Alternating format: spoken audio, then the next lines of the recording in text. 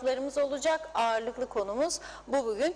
Diğer taraftan geçişler, Ercan Havalimanı'ndaki sıkıntılar devam ediyor. Gelen yolcuların neredeyse hepsi şikayetçi. Gerçekten de istenilen evrakları taşımak için bir çanta ya da dosya gerekli. Diğer taraftan Metehan sınır kapısında da hafta sonu izdiham vardı. Bu konular üzerinde duracağız. Bir diğer konu başlığımızda Sağlık Bakanlığı'nın üst düzey doktorları dediler ki yaşamı normale döndürmek için aşı olmamız şart. Aşı çağrısı yaptılar. Son günlerde ayrıca ani ölümlerle ilgili de çok haberler duyuyoruz. Tabii bazı haber sitelerinde hiçbir kaynağı veriye dayanmadan bu ölümler aşıyla birlikte anılır olmuştu. Adli tıp uzmanı Doktor İdris Deniz konuyla ilgili bir açıklama yaptı. Ani ölümlerde abartıldığı gibi bir artış yok dedi ve ekledi. Aşı karşıtlarının da her ölüm ilanını ani ölüm olarak nitelendirdiğini ve bu şekilde servis edildiğini söyledi. Evet, her zaman olduğu gibi hepsi ve daha fazlasıyla sizlerin de yorumlarıyla, sorularıyla programımıza başlıyoruz. Sayın Akar, merhaba. Merhabalar Funda Hanım. Herkese hayırlı haftalar dileyerek programımıza başlayalım. Bugün tabii öncesinden ne olacağını yaklaşık ne tür gelişmenin olacağını tahmin ettiğimiz bir güne başladık. Neydi bu? Meclis toplanacak. Muhalefet partileri son bir hafta içerisinde ve muhalefet yanlısı Facebook üstadları diyeyim artık, bazıları doğrudan fenomen derler, sosyal medya fenomeni, Facebook üstadları diyorum ben. Meclisi toplayamayacak bu hükümette, göreceksiniz de işleden hesap olmayacak da işte erken seçim tek çaredir falan filan. Belliydi meclisin toplanmayacağı ve Cumhurbaşkanı'nın Eskişehir'e giderek orada üniversitenin açılış konuşmasını yapmak için Eskişehir'e gitmesiyle meclisin yeterli çoğunluğu sağlayamayacağı, hükümet kanadının daha doğrusu biliniyordu. Çünkü Sayın Ersan Saner Başbakan bu stüdyolarda geçtiğimiz hafta ne demişti? 26'yı buluruz. Birlikte hesaplamıştık burada. Evet, 26'yı bulurdu iktidar kanadı. Eğer ki Cumhurbaşkanı Ersin Tatar yurt dışına gitmeseydi. Tatar'ın oyu mu var? Hayır, yok. Ama Tatar'ın yerine gittiği zaman meclis başkanı vekalet ediyor. Cumhurbaşkanına vekalet ettiği için de meclis başkanının oy kullanma durumu ortadan kalkıyor. Peki Sayın Tatar bunu bilmiyor muydu da gitti, partisini böyle zorda bıraktı veya ülkeyi diyenler var. Tatar da diyor ki o ayrı iş, bu ayrı iş. Bana diyor bir üstün paya falan bir şey vardı ya, üniversitelerde veriyorlar. Bol tarafından dağıtılıyorlar bunlar. Bir de benim dersimle açılacak üniversitede, o da güzel bir onur verici durum. Dolayısıyla Cumhurbaşkanımız onu tercih etti, oraya gitti. Burasının hesabı toplayamadı. Tabii ne denir bu durumda? Denebilir ki ne olacak bir gün sonra toplansınlar ya, 3 ay tatil yaptılar 90 gün, ne oldu 91 gün olursa denebilir, o da doğru. Zaten toplansa ne yapacak? O da doğru, hiçbir şey yapmayacak. Gündemde şu var, şu var, şu var ama acaba onları geçirebilecek mi? O da ayrı bir durum. İktidar Partisi'nin kendi içinde şimdi genel başkanlık yarışı var. 4 aday farklı tellerden çalıyor. Tabii mecburen üyelere karşı her şeyden önemlisi partimizdir, martimizdir diyorlar ama o bir taraftan birbirlerinin kuyularını kazmaya devam ediyorlar. Duyuyorum, görüyorum ben de. Her biri farklı yerlerde yemek yiyor. Bırak sen de onu diyor biri, öteki diyor. Bırak onu, ben nasıl ne yapacağım görecek kurultay günü falan gibisinden.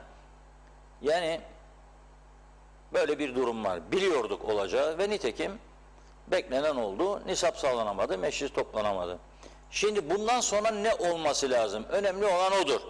Biz de bugün sizlerden de izin alarak bütün meclis içindeki parti başkanlarını bir kısaca canlı yayına almayı kararlaştırdık. Tabii iktidarda Başbakan geçen gün buradaydı. Onun adına Genel Sekreter Oğuzhan Hasipoğlu açıklama sorumluluğunu üstlendi. Oğuzhan Bey'den başlayıp diğer parti başkanlarına gideceğiz. Tümünün parti başkanları. Bir kişiye ulaşamadı sadece arkadaşlarımız. Demokrat Parti Genel Başkanı Fikri Ataoğlu. Hani şimdi gece yemekleri falan arttı, seçimler yaklaşıyor diye.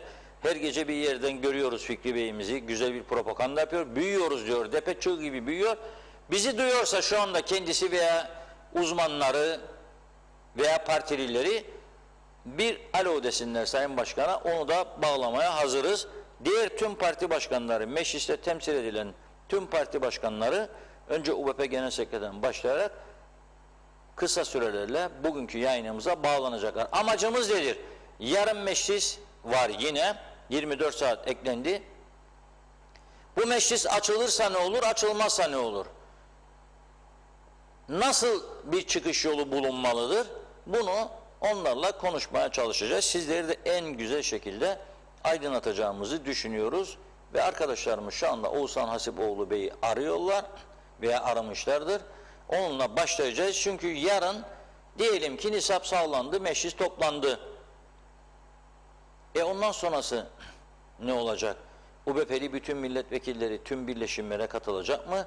Yani programlanmış, herkesin bir köy gezisi var. Örgütlerle görüşmelere gidiyorlar. Bu Ekim sonuna kadar o görüşmeleri, o ziyaretleri bırakıp meclise gidecekler mi? Meclisin toplantılarıyla uğraşacaklar mı? Soru işareti tabii bunlar. Bunları konuşalım. Hazır mıyız? Evet, hazır bakıyorum arkadaşlarıma. Evet, telefon bağlantımız hazır olmak üzere. Evet. Evet, UVP Genel Sekreteri Oğuzhan Hasipoğlu hattımızda. Merhabalar. Selamlar, merhabalar. Merhabalar Oğuzhan Bey. Nasılsınız Reşat Bey? Sağ ol, iyiyim. Sizi öğleyin BRT'de de dinledim. İzah ettiğiniz durumu ama bizim kanalımızda tabii izleyicilerimiz farklıdır, farklı beklenti içindedir. Sizden alalım belki. Şimdi bugün bu nisap sağlanamadı. Yani zaten 3 aşağı 5 yukarı belliydi. Cumhurbaşkanı niye gitti sizce? Yani gitmemesi olmaz mıydı? Böyle bir konuşma geçti mi? Parti Genel Başkanınız, Başbakan, Sayın Cumhurbaşkanı ilk gündür bugün bizi bırakıp gitmeyin de falan öyle bir konuşma oldu mu, yoksa hiçbir temas olmadı mı Cumhurbaşkanıyla? Benim bir bilgim yok ama bildiğimiz Cumhurbaşkanı'nın daha önceden planlanmış bir programı vardı ama bu konuda ben kendi adıma konuşayım, benim bir istişarem olmadı. Siz İktidar Partisi'nin genel sekreterisiniz. Tabii yeni de genel sekreter oldunuz. Ekim ayın sonunda kurultay var. Bu kurultay süresince milletvekili arkadaşlarınızın, yani partiye üye olanların bu yani yarından sonra sürekli katılacaklarına inanıyor musunuz bu toplantılara, meclis toplantılarına? Yani böyle bir parti meclis grubu toplandı mı, kendi arasında bunları tartıştı mı? Ulusal Birlik Partisi milletvekilleri meclise katılım konusunda bir sıkıntısı yoktu. Ulusal Birlik Partisi bugün de hepsimiz hazırdık. Bütün vekillerimiz. Ama bugün biliyorsunuz meclis açılamadı. Cumhuriyetçi Türk Partisi grubundan bir yazı geldi meclis başkanlığına. O yazıda da meclis başkan vekili diyor ki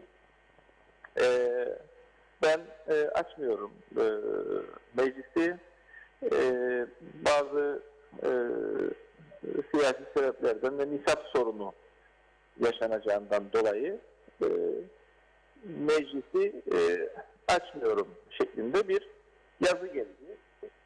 Tabii şimdi bu Meclis Başkan Yardımcısı CTP'li olduğu için değil mi açmadı size göre? Yani bir siyasi bir duruş sergiledi orada. Siyasi bir karar verdi. Tabii bizim burada bazı yasalar vardı. Mutlaka geçmesini beklediğimiz. Örneğin ödeme bekleyen çiftçilerimiz var. Ne var? Ödeme bekleyen? Ödeme bekleyen çiftçilerimiz var. Dolayısıyla Tarım Sigorta Fonu ile ilgili bir bütçe yasası vardı. Evet. 30 Haziran'dan önce komiteden geçmişti. Evet. Muhaciret affı yasası vardı. Birçok işçi ve işverenin çalışma izniyle ilgili beklediği bir af yasasıydı. Bu da komiteden oy birliğiyle geçmişti. Orman yasası vardı. Örneğin bugün yine meclisin gündeminde biliyorsunuz orman yangınlarında ciğerimiz yandı. Örneğin bir sigara izmaritinin atılması bir suç kapsamında değildi. Cezası yoktu. Bunu bir suç kapsamına getiren bir yasa tadilatıydı. Bu da oy birliğiyle geçti. Yani Cumhuriyetçi Türk Partisi, Halkın Partisi vekillerinin oy birliğiyle geçirdiğimiz, benim de üyesi bulunduğum Hukuk Siyasi İşler Komitesi'nden geçen bir yasa tasarısıydı. Aynı şekilde evlilik dışı çocuklar yasası vardı. O da oy birliğiyle geçti. Kan ve kan bileşenleri yasası vardı. O da oy birliğiyle geçti. Erken seçim yasası vardı. Bugün yine meclisin gündeminde. Onu tartışacaktık. Bütün bunların biz tartışılmasını bekliyorduk açıkçası. Ama Meclis Başkan Yardımcısının bu yazısıyla açılmadı. Şimdi yasaya baktığınız zaman meclis iş tüzüğüne meclis başkanı, eğer Cumhurbaşkanı yurt dışındaysa meclis başkanı meclisi açamıyor. Meclis iş tüzüğümüzde diyor ki bu görev meclis başkan yardımcısınındır. Şimdi meclis başkan yardımcısı da bir yazı gönderiyor ve diyor ki ben açmayacağım, en yaşlı üye açsın diye bir yazı gönderiyor meclis başkanlığına. Uygun mu bu böyle doğru bir şey mi, yöntem mi bu? Var mı yani geçmişte benzeri bunun? Bunun benzeri şöyle var. 2013 yılında Sayın Doktor Yektaoğlu'ydu sanıyorum. Kendisi meclis başkan yardımcısıydı ve yine böyle bir siyasi kriz vardı ve bir sağlık raporu aldı. Ve bu sağlık raporunu meclise sundu ve mecliste yoktu kendisi. Yani sağlık sebeplerinden dolayı meclis başkan yardımcısı gelememişti. O yüzden de en yaşlı üye o gün meclisi açmıştı. Şimdi burada meclis başkan yardımcısı bütün gün bizimle meclisteydi. Herhangi bir sağlık sorunu yoktu. Ve dolayısıyla da meclis iş tüzüğünün ilgili maddesi şunu söyler. Eğer meclis başkanı yok ise, yani meclis başkanı yardımcısı yok ise, meclis başkanı yardımcısının yokluğunda o zaman en yaşlı üye meclisi açar şeklinde bir hüküm var meclis iş tüzüğümüzde. Evet. Bugün mecliste bütün gün bizimleydi meclis başkan yardımcısı. Dolayısıyla yokluk durumu yoktu. Evet. Biz bu yazıyı görünce şaşırdık açıkçası. Hani nisap var yok ayrı mesele. Ama meclis açılmayınca zaten meclisin nisabın olup olmamasını da zaten şey yapamıyorsunuz, test edemiyorsunuz. Dolayısıyla bugün maalesef bu şekilde kaybettik. Evet, şimdi inşallah yarından itibaren toplanır meclis ama yani bu şekilde yürüyebileceğine inanıyor musunuz siz Nisan'a kadar? Yani bu topal eşek benzetmesini yapacağım. Yani artık ayak kırıldığı gibi görünüyor. Bu meclis üretemiyor doğru dürüst, halkın beklentisine yanıt veremiyor. Bunun bir an önce yenilenmesi konusunu partiniz görüşmeye hazır mı? Çünkü Başbakan bugün dedi ki işte galiba dedi erken seçim konusunu hızlandıracağız gibi bir takım laflar söyledi. Ama bu onun söylemesiyle olmuyor. Partinin bu yönde karar üretmesi lazım. Daha önceki karar Nisan 2022 idi ama Cumhurbaşkanımızın da bugün çok ilginç bulduğum bir yerel gazetede açıklamaları var. Yani erken seçimi işaret eden. Siz ne dersiniz buna? Valla bizim bu konuda zaten grup kararımız var. Erken genel seçim olmasını istiyoruz. Onun için de zaten 3 Nisan 2022 tarihini onayladık. Ve meclis komitesinden de geçti. Ama bunun yasalaşması için meclisin açılması lazım. Hani ben burada şunu düşünmeye başladım. Acaba muhalefet mi erken genel seçimi istemiyor? Çünkü bugün erken genel seçim tarihini de görüşecektik. Yani biz bir an önce bu erken genel seçim tarihinin belirlenip yol haritamızın artık belirlenmesini istiyoruz. Ama siz meclisi yasalara aykırı bir şekilde açmazsanız bu şekilde o zaman da zaten görüşemeyiz. Geçmesi gereken yasalar da geçmez. Erken genel seçim tarihi de belirlenmez. Biz diyoruz ki çağrımdır. Gelin meclisi açın, siyaseti bir kenara bırakın ve hem bu elzem yasaları geçirelim, oy birliğiyle geçirdik. Çünkü bunları komitede. Siz de onay verdiniz bu yasalara. Halkın beklediği yasalardır. Bunlar halkın cebine dokunacak yasalardır. Bunlar hazır, yani yemek hazır, bütün malzemeler orada hazır. Bekliyor bir tek meclisten geçsin, onaylansın ve halkın önüne gelsin. Evet. Sonra diyorsunuz ki erken genel seçim istiyoruz. Meclisi açmıyorsunuz. İlla UBP'nin dediği olsun demiyoruz biz. İlla 3 Nisan olmasın, Ocak olsun, Şubat olsun, Mart olsun. Ama bunu oturup genel kurulda tartışmamız lazım. Evet, yani siz Ocak gelirse onu tartışmaya da hazırsınız diyorsunuz. Hazırız tabii ki. Hazırız yani illa Nisan olsun da demiyoruz. Bir an önce olsun artık ya. Çünkü halkta, kamuoyu da buna doğru artık hazırlanmaya başladı. Çünkü istikrarsızlık var ülkede. İşler yürümüyor. Tabii sizin bu parti kurultayında bu döneme denk gelmesi ayrı bir sorun oldu. Dolayısıyla umarım yarından itibaren bu konuyu ciddi bir şekilde görüşmüş olursunuz. Çok teşekkür ediyoruz sizlere. İyi yayınlar diliyorum. Sağ olun. Teşekkür ederiz. Evet, Ulusal Birlik Partisi Genel Sekreteri Oğuzhan Hasiboğlu diyor ki, yani biz Nisan dedik diyor ama meclisi açsınlar diyor, muhalefet yardımcı olsun, açalım. Seçim tarihini belirleyelim. Bu Nisan olmaz, Ocak olur, Şubat olur, Mart olur. Bunu da görüşmeye hazırız diyor.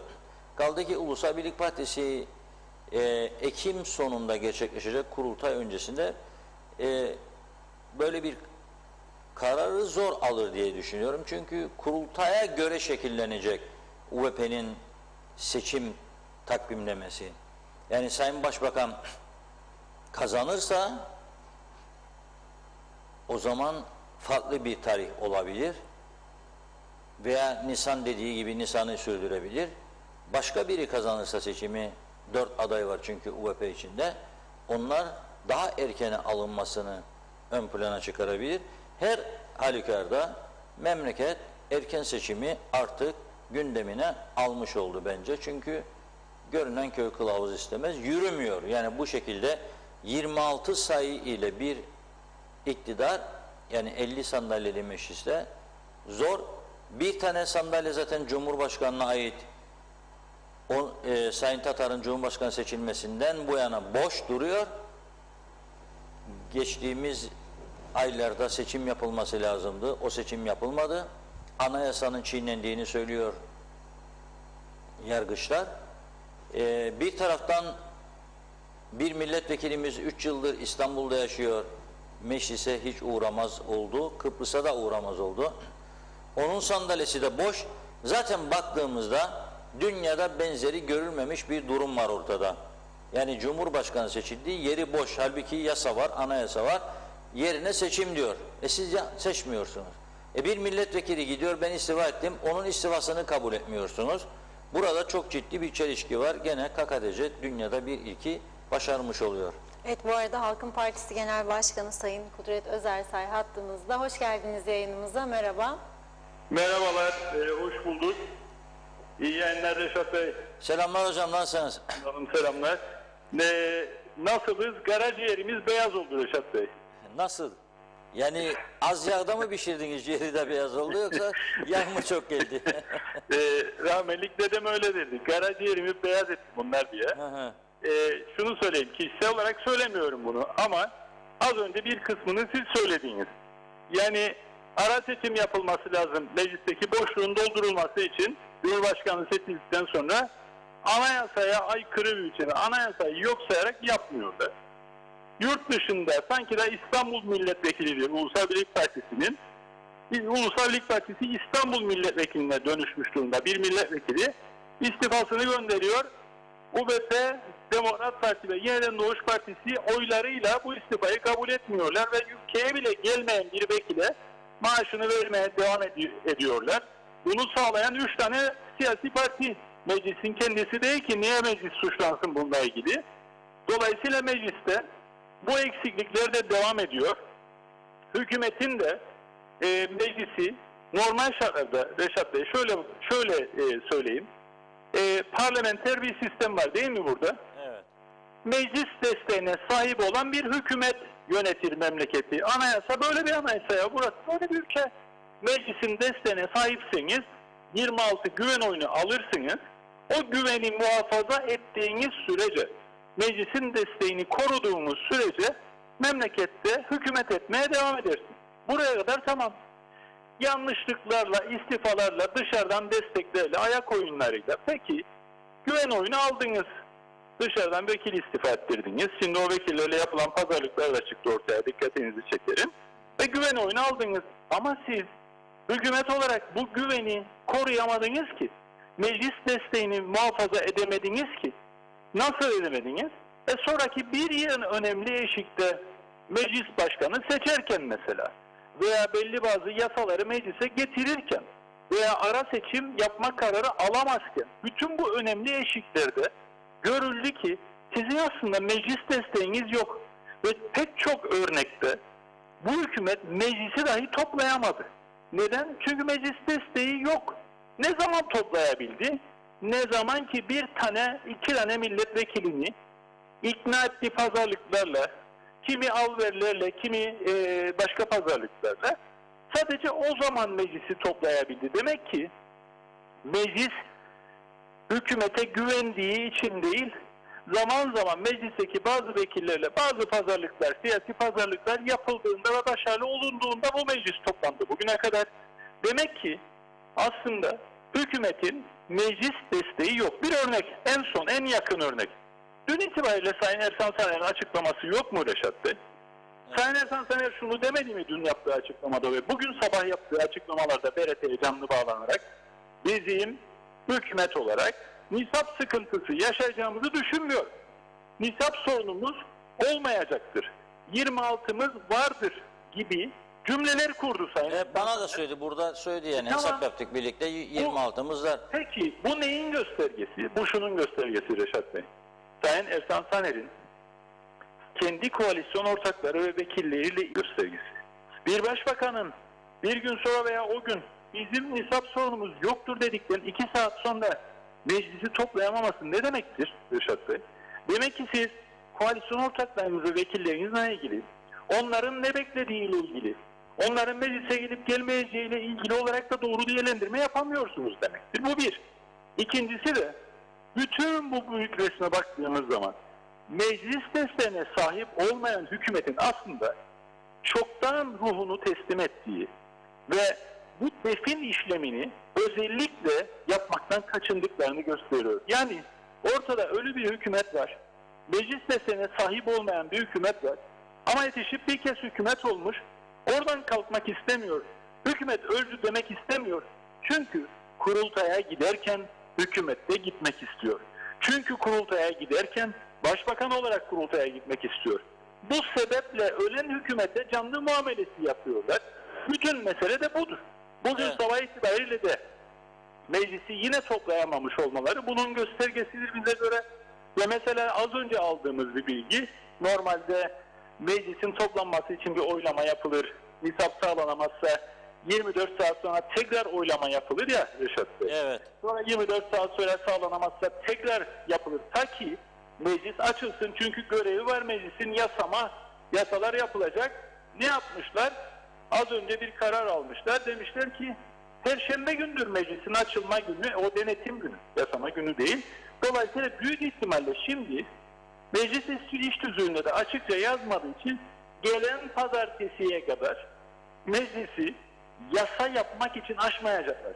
Böylece herhalde kurultay çalışmalarına devam edecekler. Artık Allah kerim gelen pazartesine. Sonuçta bugün sabah yaşadığımız şey malumun ilanından başka bir şey değildir.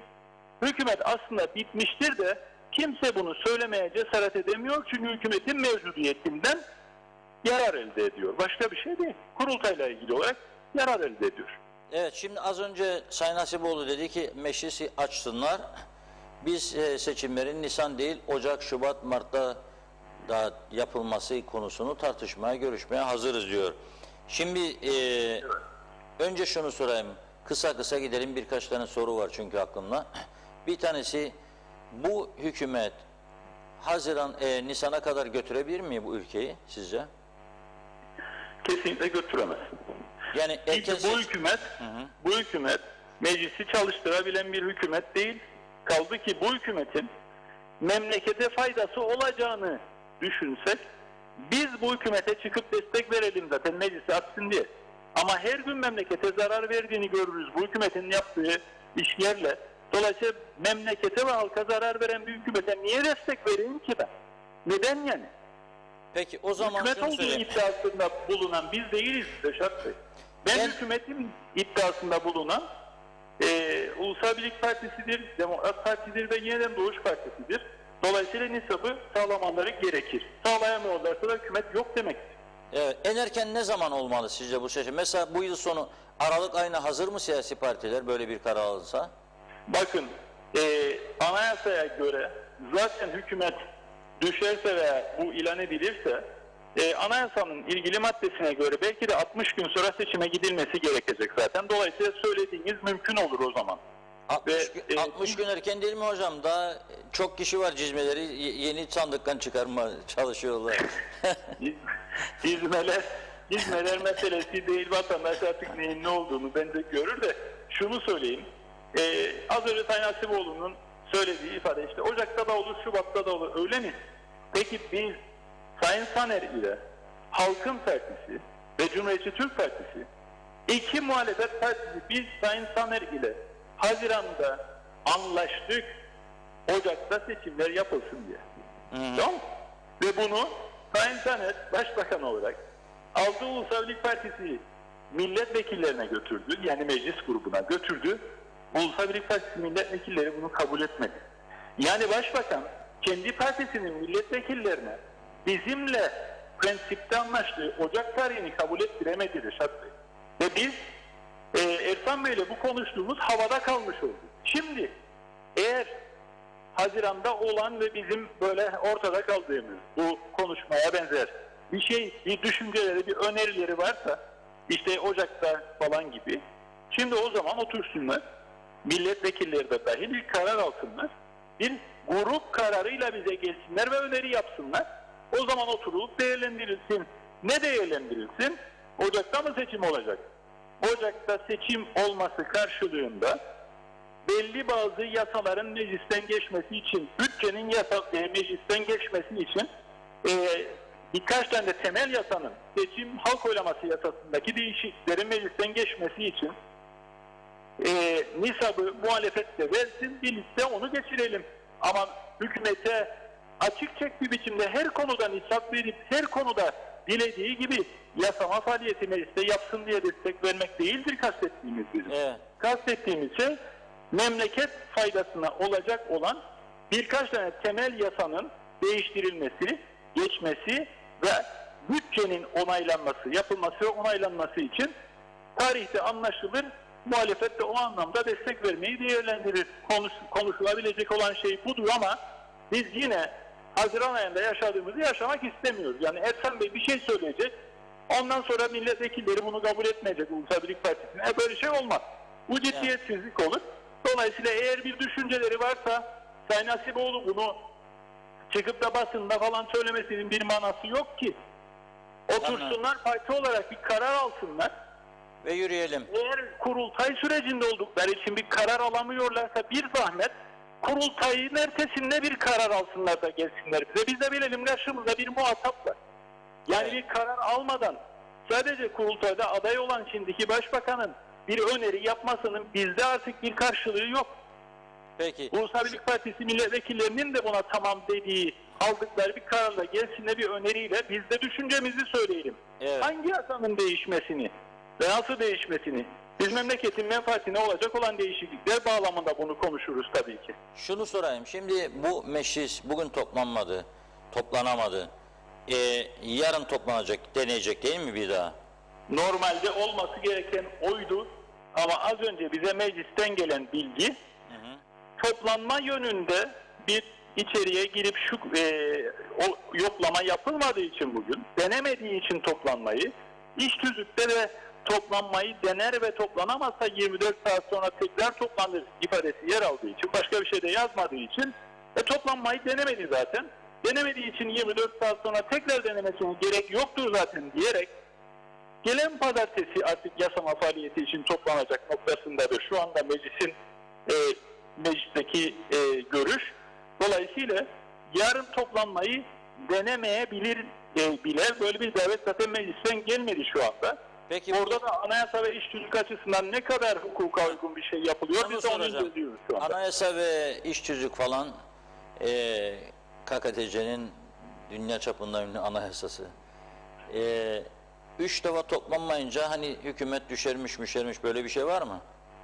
siyasi ahlak gereği, siyasi etik gereği bir hükümetin başbakanı meclisi kapatamıyorsa dahi, meclisin ilk açılış gününde açamıyorsa dahi, yasama yılının başında, ardından gene açamıyorsa dahi, daha ne gerekir istifa etmek için bilmem.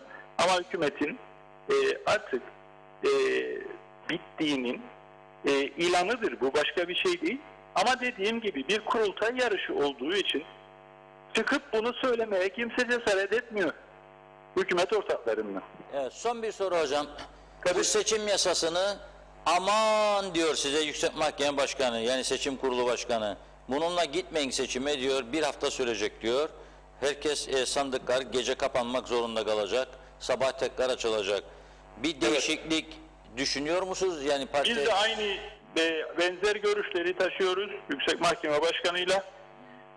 Bazı basitleştirme adımlarının atılması lazım ki hem oylamada yanan oyların sayısı azalsın, hem de oylamaya bittikten sonra oylar daha hızlı bir biçimde ve daha sağlıklı bir biçimde sayılabilsin. Bu açıdan bir basitleştirme ve seçim halk oylaması yasasında değişikliği Halkın Partisi olarak biz de destekliyoruz. Ve Sayın Yüksek Mahkeme Başkanı'nın uyarıları da büyük ölçüde yerindedir diye düşünüyoruz. Evet, çok teşekkür ediyoruz hocam. Hayırlı uğurlu olsun vatana, millete. İnşallah erken bir zamanda doğru yolu meclis bulacak. Teşekkürler. Hükümet bulacak. Evet. Kolay gelsin. İyi Sağ olun, teşekkür ederim. Sağ olun. Evet, şu anda ikinci canlı telefon bağlantımızı yapmış durumdayız. Görüyorsunuz, Diyalog Medya TV 2020. Eskiden hatırlar mısınız? İngiliz'in çok önemli uçakları vardı. Sesten hızlı giden uçakları vardı. Bilmiyorum hatırlarsanız. Concorde filmi de var, Concorde. Sonra durdurdular. Bir kaza oldu, bir uçak kazası. Concorde'ları durdurdular. Halbuki ben de uçmak isterdim durmadan seferler. Kısmet olmadı. 4 saatte Londra, New York uçuyordu. Bir defa deneyelim dedim. Çünkü İngilizlerin çok önemli tavsiyeleri var. Hayatta diyor bir defa şu şeyleri yapınız diye bir yazı okudum. Ve son derece etkilemişti beni. Bir tanesi de bir defa Concorde'la uçun diyordu o İngiliz yazar. Deneyin bunu da görün. Tam planladık, uçacağız. Uçuşlar durduruldu, Concorde'lar kaldırıldı. Müzeye kaldırıldı tabii. Şimdi biz de Concorde gibi uçuyoruz ama kazasız uçmaya çalışıyoruz tabii. Daha hızlı bir şekilde. Bütün parti liderleriyle bağlantı yapacağız dedik. Parlamentoda temsil edilen partilerle. Tabii önümüzdeki günlerde parlamento dışı olanlarla da çok sık konuşacağız seçim atmosferinde. Ama şimdi önemli olan meclis toplantısı olsun olmasın, nasıl olacak, ne şekilde bir sonuç alınacak, seçim yasası ne olacak, çünkü meclis karar verecek buna.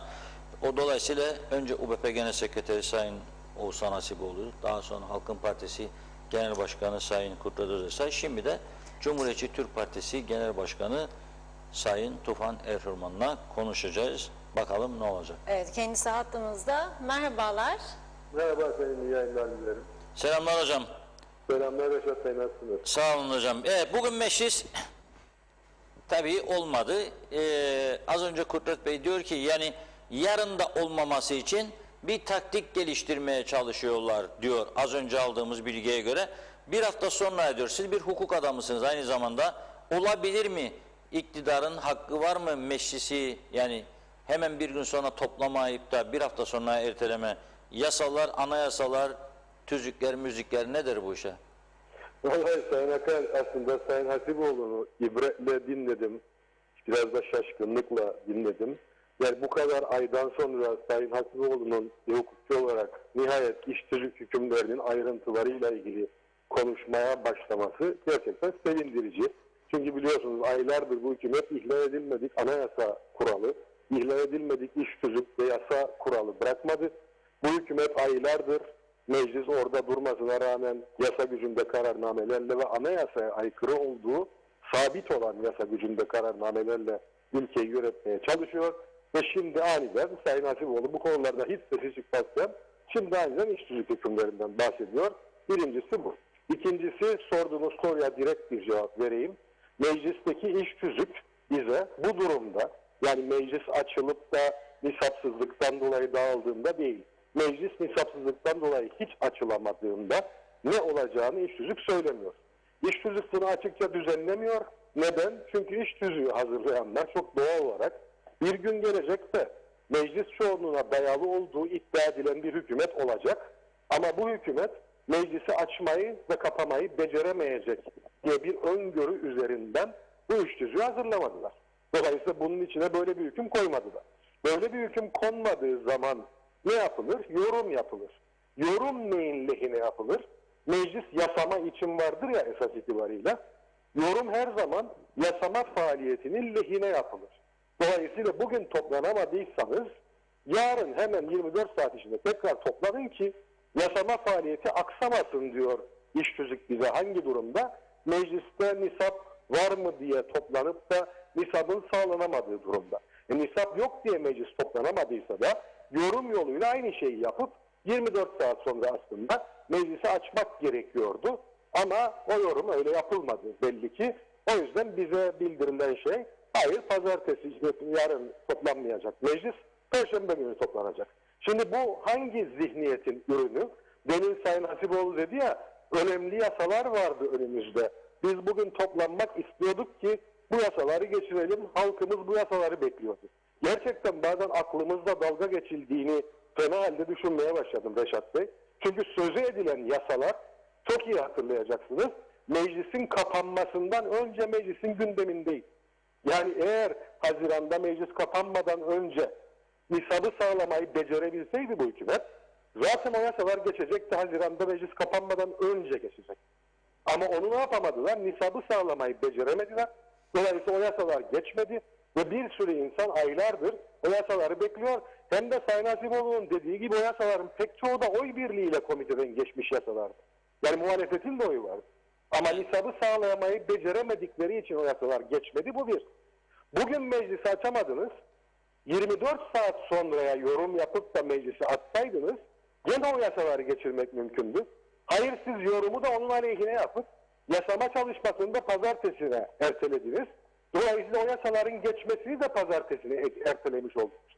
Nasıl oluyor da yasaları geçirmeye bu kadar hevesli olduğunuzu iddia ederken tam tersine hem Haziran'da meclisi açamayıp yasaları geçirmiyorsunuz hem bugün meclisi açamadınız 24 saat sonra meclisi açmanız mümkünken tuhaf bir iş tüzük yorumuyla yine meclisin açılmasını bu defada yasama işlemi açısından pazartesine erteliyorsunuz. Bunu da gerçekten anlamak mümkün değil.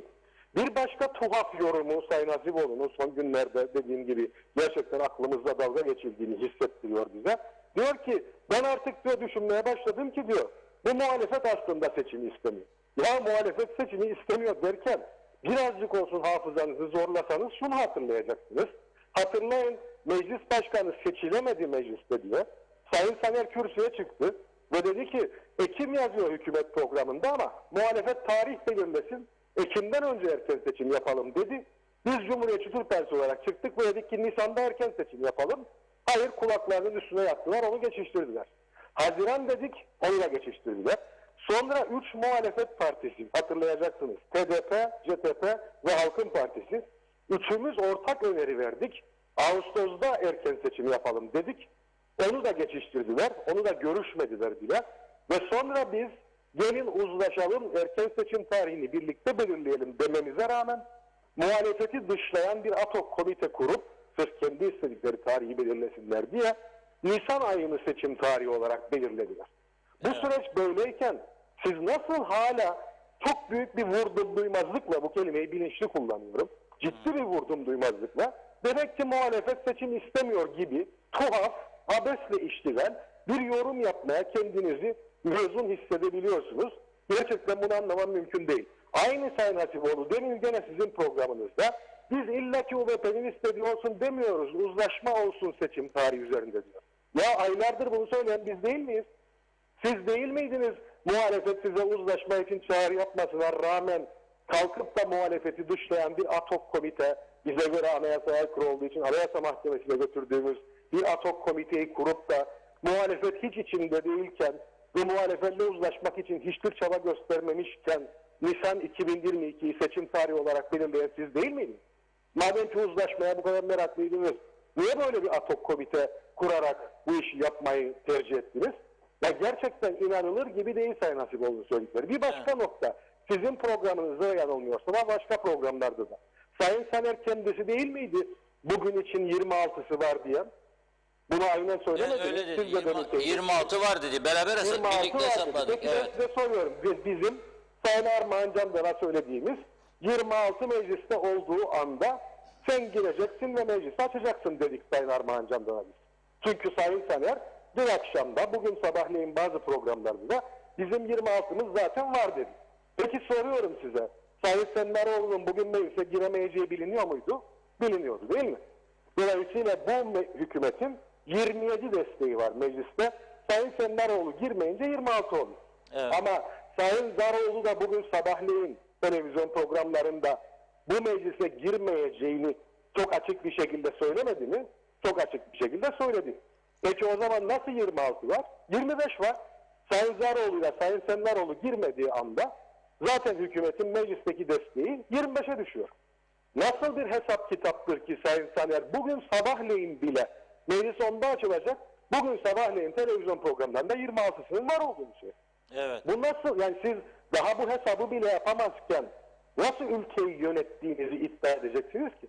Siz bu hesabı bile yapamıyorsunuz. Çok açık, bak isim veriyoruz da Sayın Senleroğlu 3 gün önce söyledi meclisin açılışında kriz olacak diye. Sayın Armağan Candan'ın girmeyeceği bilinmeyen bir şey değildi. Bizim Sayın Candan'a söylediğimiz 26 olursa tabii ki gireceksin, meclisi açacaksın, biz de gireceğiz o zaman. Çünkü hesapla.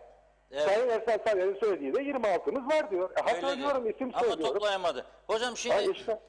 Bu meclis Sayın Özersay'a da sordum. Yani bu hükümet Nisan'a kadar götürebilir mi? Sizin görüşünüz nedir? Hiçbir şekilde götüremez Sayın Akan. Zaten bu hükümet şu anda götürmüyor ki. Ya bu hükümet şu anda var mı sizce? Aylardır bu hükümet yok ortada. Peki aylardır bu ülke hükümetsiz gidiyor. Olan bu. Bu hükümet eğer bu nisap sorunu yaşarsa siz de Sayın Özersay gibi 60 gün içinde seçimin olabileceği görüşüne katılır mısınız? Yani 60 Bizim gün. aylardır söylediğimiz şey şu Sayın Reşat Akar. Ortada bir hükümet yok. Biz bu tespiti ne zaman yaptık biliyor musunuz? Ne zaman ki mecliste meclis başkanını bu hükümet seçemedi. Ne zaman ki hükümet kendi bakanlar kurulu listesini bile okuyacağı gün mecliste nisabı sağlayamadı. Biz daha o gün çok net bir cümle kullandık. Bu hükümet ölü doğmuştur, ölü gözünden yaş beklenmez. Aylardır bu ülke bu krizin ortasında hükümetsiz bir şekilde devam ediyor. Ülkeyi hükümetsiz bırakmayalım diye kurulan hükümet tam tersine ülkeyi hükümetsiz bırakma sonucunu doğurdu. O yüzden biz aylardır şunu söylüyoruz. Hangi gün sorulursa bize ne gün seçim yapılsın diye bizim cevabımız bugünden itibaren 60 gündür. Evet. Çünkü olmayan bir hükümete daha fazla ömür biçmeyi ne kendimize yakıştırıyoruz ne de bu halka bir iyilik olarak görüyoruz. Ama sizin kullandığınız, yani yanlış söylediniz diye söylemiyorum, ama kullandığınız bir şeyi, bir cümleyi birazcık değiştirmek istiyorum. Dediniz ki Sayın Hasipoğlu'yla konuşurken kurultayın bu döneme denk gelmesi dediniz. Bakın Ulusal Birlik Partisi bu memleketin en eski ikinci parti. Evet. Yıllarca bu ülkeyi yönetmiş bir parti. Doğru. Siz inanabiliyor musunuz ki Ulusal Birlik Partisi bir hükümet programı imzalayacak? UBP, DP, YDP hükümet programını imzalayacak. Oraya Ekim'de erken seçime gitmek şartıyla bu hükümetin kurulduğunu yazacak. Ve onu yazarken oraya hiç düşünmeyecek ki Ekim ayında kurultayını yapması gerekir. Ve kendi hükümet programında söz verdiği tarih Ekim olmasına rağmen Ekim ayında seçimi yapmayacak. Bunu da ne yapalım, kusurumuza bakmayın, kurultayımız bu tarihe denk geldi diyerek açıklayacak. Böyle saçma bir şey olabilir mi? Böyle bir şeyi kabul etmek mümkün müdür? Doğru. Gene bu Ulusal Birlik Partisi, Demokrat Parti, YDP hükümetinin bu ülkede görülmemiş bir şekilde, gene sizin söylediğiniz bir cümle üzerinden gireceğim. Kuzey Kıbrıs Türk Cumhuriyeti dünyada bir ilki başarmış oldu dediniz. Bunu asla kabul etmiyorum. Bugüne kadar bu memlekette UBP'li hükümetler dahil hiçbir hükümet anayasada yazan seçim tarihini pas geçerek anayasayı ihlal etmek gibi bir gaflet içinde bulunmaz. İlk defa bu hükümet, bu Kuzey Kıbrıs Türk Cumhuriyeti'nin dünyada bir ilk olması değil, bu hükümetin dünyada bir ilk olmasıdır. İlk defa bu hükümet Haziran ayında Sayın Tatar'dan boşalan milletvekilliği için ara seçim yapılması gerekirken meclisten karar dahi çıkartmaksızın, bakın bunun altını çiziyorum, Sadece ad hoc komite kararı var. Meclis Genel Kurulu'nun kararı yok. Ki Meclis Genel Kurulu'nun kararı olsaydı da anayasaya aykırı olurdu ama o bile yok. Meclisten karar dahi geçirmeksizin bu memlekette seçimleri pas geçtik. Ve hep anlatıyorum bunu, insanlarınız anlasın diye. Bir gün biz iktidara geldiğimizde 5 yıl diyelim ki iktidarda kaldık. 5 yılın sonunda çıkar ve dersek ki meclisten karar alıyoruz, çoğunluğumuz var. Bu defa 5 yılda değil 7 yılda olsun seçimler dersek işte bu yapıları emsal kabul etmiş olacağız. Bunun bile yolunu açmış olan bir hükümettir karşımızda duran. O yüzden bir an önce gitmeleri bu ülkenin hayrınadır. O yüzden ben meclisin açılışında da hayırlı olsun diyemeyeceğim maalesef, çünkü olmayacak duaya amin denmez dedim. Gerçekten yaşadıklarımız çok açık bir şekilde bunu gösteriyor. Ha şimdi de görüyoruz ki işte erken seçim tarihi, Sayın Hasipoğlu öyle diyor. Biz Nisan dedik ama işte illa UVP'nin dediği olsun demiyoruz. Halbuki dediği olsun dedikleri için bugüne kadar geldik. Diyor ya, şimdi de yaşadığımız şey şu. Sayın Özesay'la dinledim demin. Onda da küçücük bir düzeltme yapacağım. Sadece Ocak ayı için biz anlaşmıştık da UVP grubu kabul etmedi dedi Sayın Özesay. Aslında olan şuydu, bakın çok açık söyleyeyim nasıl olduğunu. Sayın Ersan Taner geldi ve bize dedi ki Ocak ayında seçim yapılmasına ne dersiniz? Bunun üzerinde uzlaşabilir miyiz dedi. Ben de dedim ki ben CTP olarak grubumu toplamak zorundayım. Grubumu topladım. 2 saat biz grupta görüşmemizi yaptık. Yukarıya çıktık. Yani bize bir teklif getirdi Sayın Taner Ocak ayı için. Yukarıya, bu söylediğim meclis tatiline girmeden önceydi. Yani Haziran içinde olması lazım. Çıktık gruptan, yukarıya geldik, baktık Sayın Taner yok. Meclisin salonuna girdik. Meclis Genel Kurulu salonuna ve Sayın Taner salonda oturuyor. Yanına gittim. Yüzüne baktım, ifadesinden anladım. Dedim ki ne oldu, Ulusal Birlik Partisi'nin böyle bir teklifi yok mu? Yani geri mi çektiniz ki şu anda salonda oturuyorsunuz? Bana dedi ki evet yok. Yani kendilerinin teklifi üzerine biz gruba inmişken gruptan çıktıktan sonra bu teklifi görüşemedik bile kendisiyle.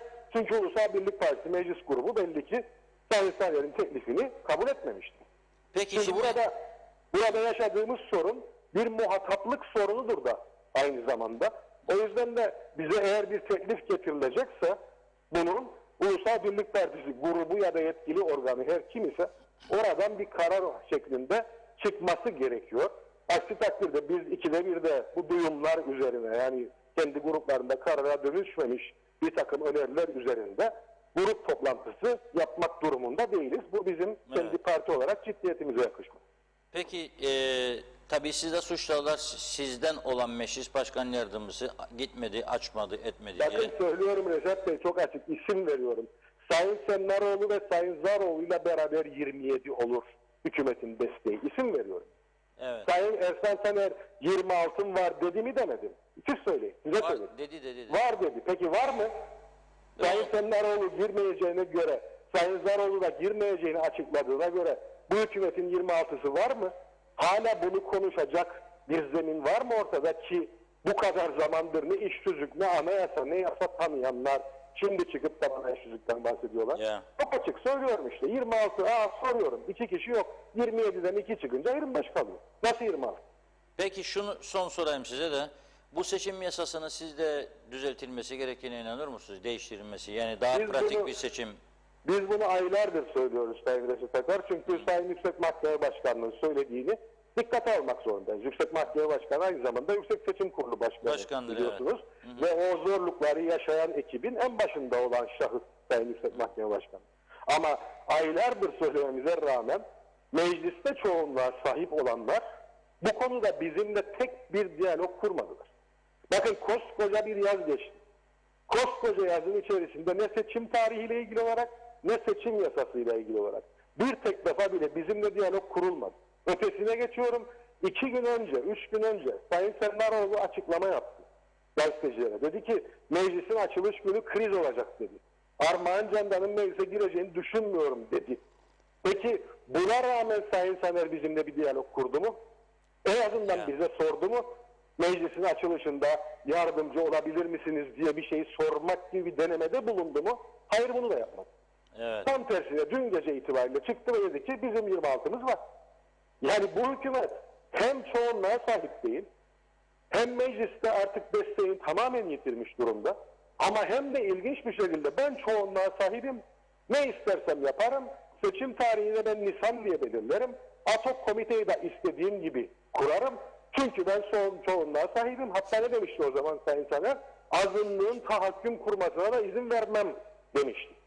Sen bu kadar çoğunluğa sahip isen eğer neden bunları yapmıyorsun? Neden sen seçim yasasının değiştirilmesiyle ilgili koskoca bir yazın içerisinde en azından siyasi parti başkanlarıyla bir dostça bir sohbet bile yapma ihtiyacı hissetmiyorsun? Neden bunu gündeme getirdin? Şimdi geldik Ekim ayına. Ekim ayına geldik, seçime artık ramak kaldı. Bu saatten sonra bu meclisin içerisinde inisiyatif alabilecek mi bu arkadaşlar da bir seçim yasası gibi ciddi bir yasayı görüşelim? Çünkü Mecburen alacaklar çünkü bu... Ama hepsinin aklı kurultayda Sayın Akar. Kurultay bittikten sonra inşallah Ekim sonu. Evet, kurultay bittikten sonra ne kalıyor seçime? Seçime 60 günden az süre kala seçim yasası mı değişir? Nasıl olacak bu iş? Yani bütün bunlar bu kadar zamandır bu hükümetin her nedense hiç sahip olmadığı bir çoğunluk üzerinden böbürlenmesinin ülkeye getirdiği sonuçlar. Ve biz bunu ilk günden beri söylüyoruz. Ama ilk günlerde bize en kötü hükümet bile hükümetsizlikten iyidir diyenler vardı. Her yerde vardı. Şimdi onlar dahi en kötü hükümet bile hükümetsizlikten iyidir demiyorlar artık. Hükümetsizlik bile bu hükümetten daha iyidir diyorlar ki doğrusu budur. Çünkü böyle bir hükümet aslında olmasa daha iyi olur. Bir an önce seçime gidip de iradeyi yenilemek de asıl olan. Ama maalesef uzattılar ve ülkeye çok ciddi zaman kaybettirdiler. Hem de neyin ortasında? Bizim çok başka şeyleri konuşmak zorunda olduğumuz çok büyük bir krizin ortasında. Evet. Bizim turizmi konuşmak zorunda olduğumuz, bizim yüksek öğretimi, bizim ekonomiyi, bizim eğitimi konuşmak zorunda olduğumuz, hepsinde büyük yaralar aldığımız bir dönemin ortasında ülkeyi bu kaosun içine sürüklediler. Çok teşekkür ederiz hocam. Bazı izleyicilerimiz soruyor, böyle gözüme ilişiyor. Bize bunları anlatmasın, hoca da bize iktidara gelse ne yapacak diyor. Onlara sizin adınıza da adıma cevap veriyorum. O uzun bir program istiyor, başka bir programda inşallah anlatacaksınız bunları. Seve seve Reşat Bey. Evet, çok teşekkür ediyoruz, sağ olun. İyi yayınlar dilerim, sağ olun. Evet, CTP Genel Başkanı Sayın Tufan Erhürman'ı da dinledik. UBP Genel Sekreteri Oğuzhan Hasiboğlu ile başladık. HP lideri Kudret Özersay ile devam ettik. Sayın Tufan Erhürman'la devam ettik. Şimdi biraz mesajlar. Funda Hanım bugün yeni saç modeliyle de bana bakıyor, ciddi bozulmasın. Moralini bozmayalım yani demek istiyorum. Çünkü çok mesaj olunca okumakta zorlanıyor. Biraz başlayalım. Arkasından kime bağlanacağız? Cemal Hocama. Toplumcu Demokrasi Partisi Genel Başkanı Sayın Cemal Özyiğit'e. Onun ardından Yeniden Doğuş Partisi Genel Başkanı Sayın Erhan Arıklı.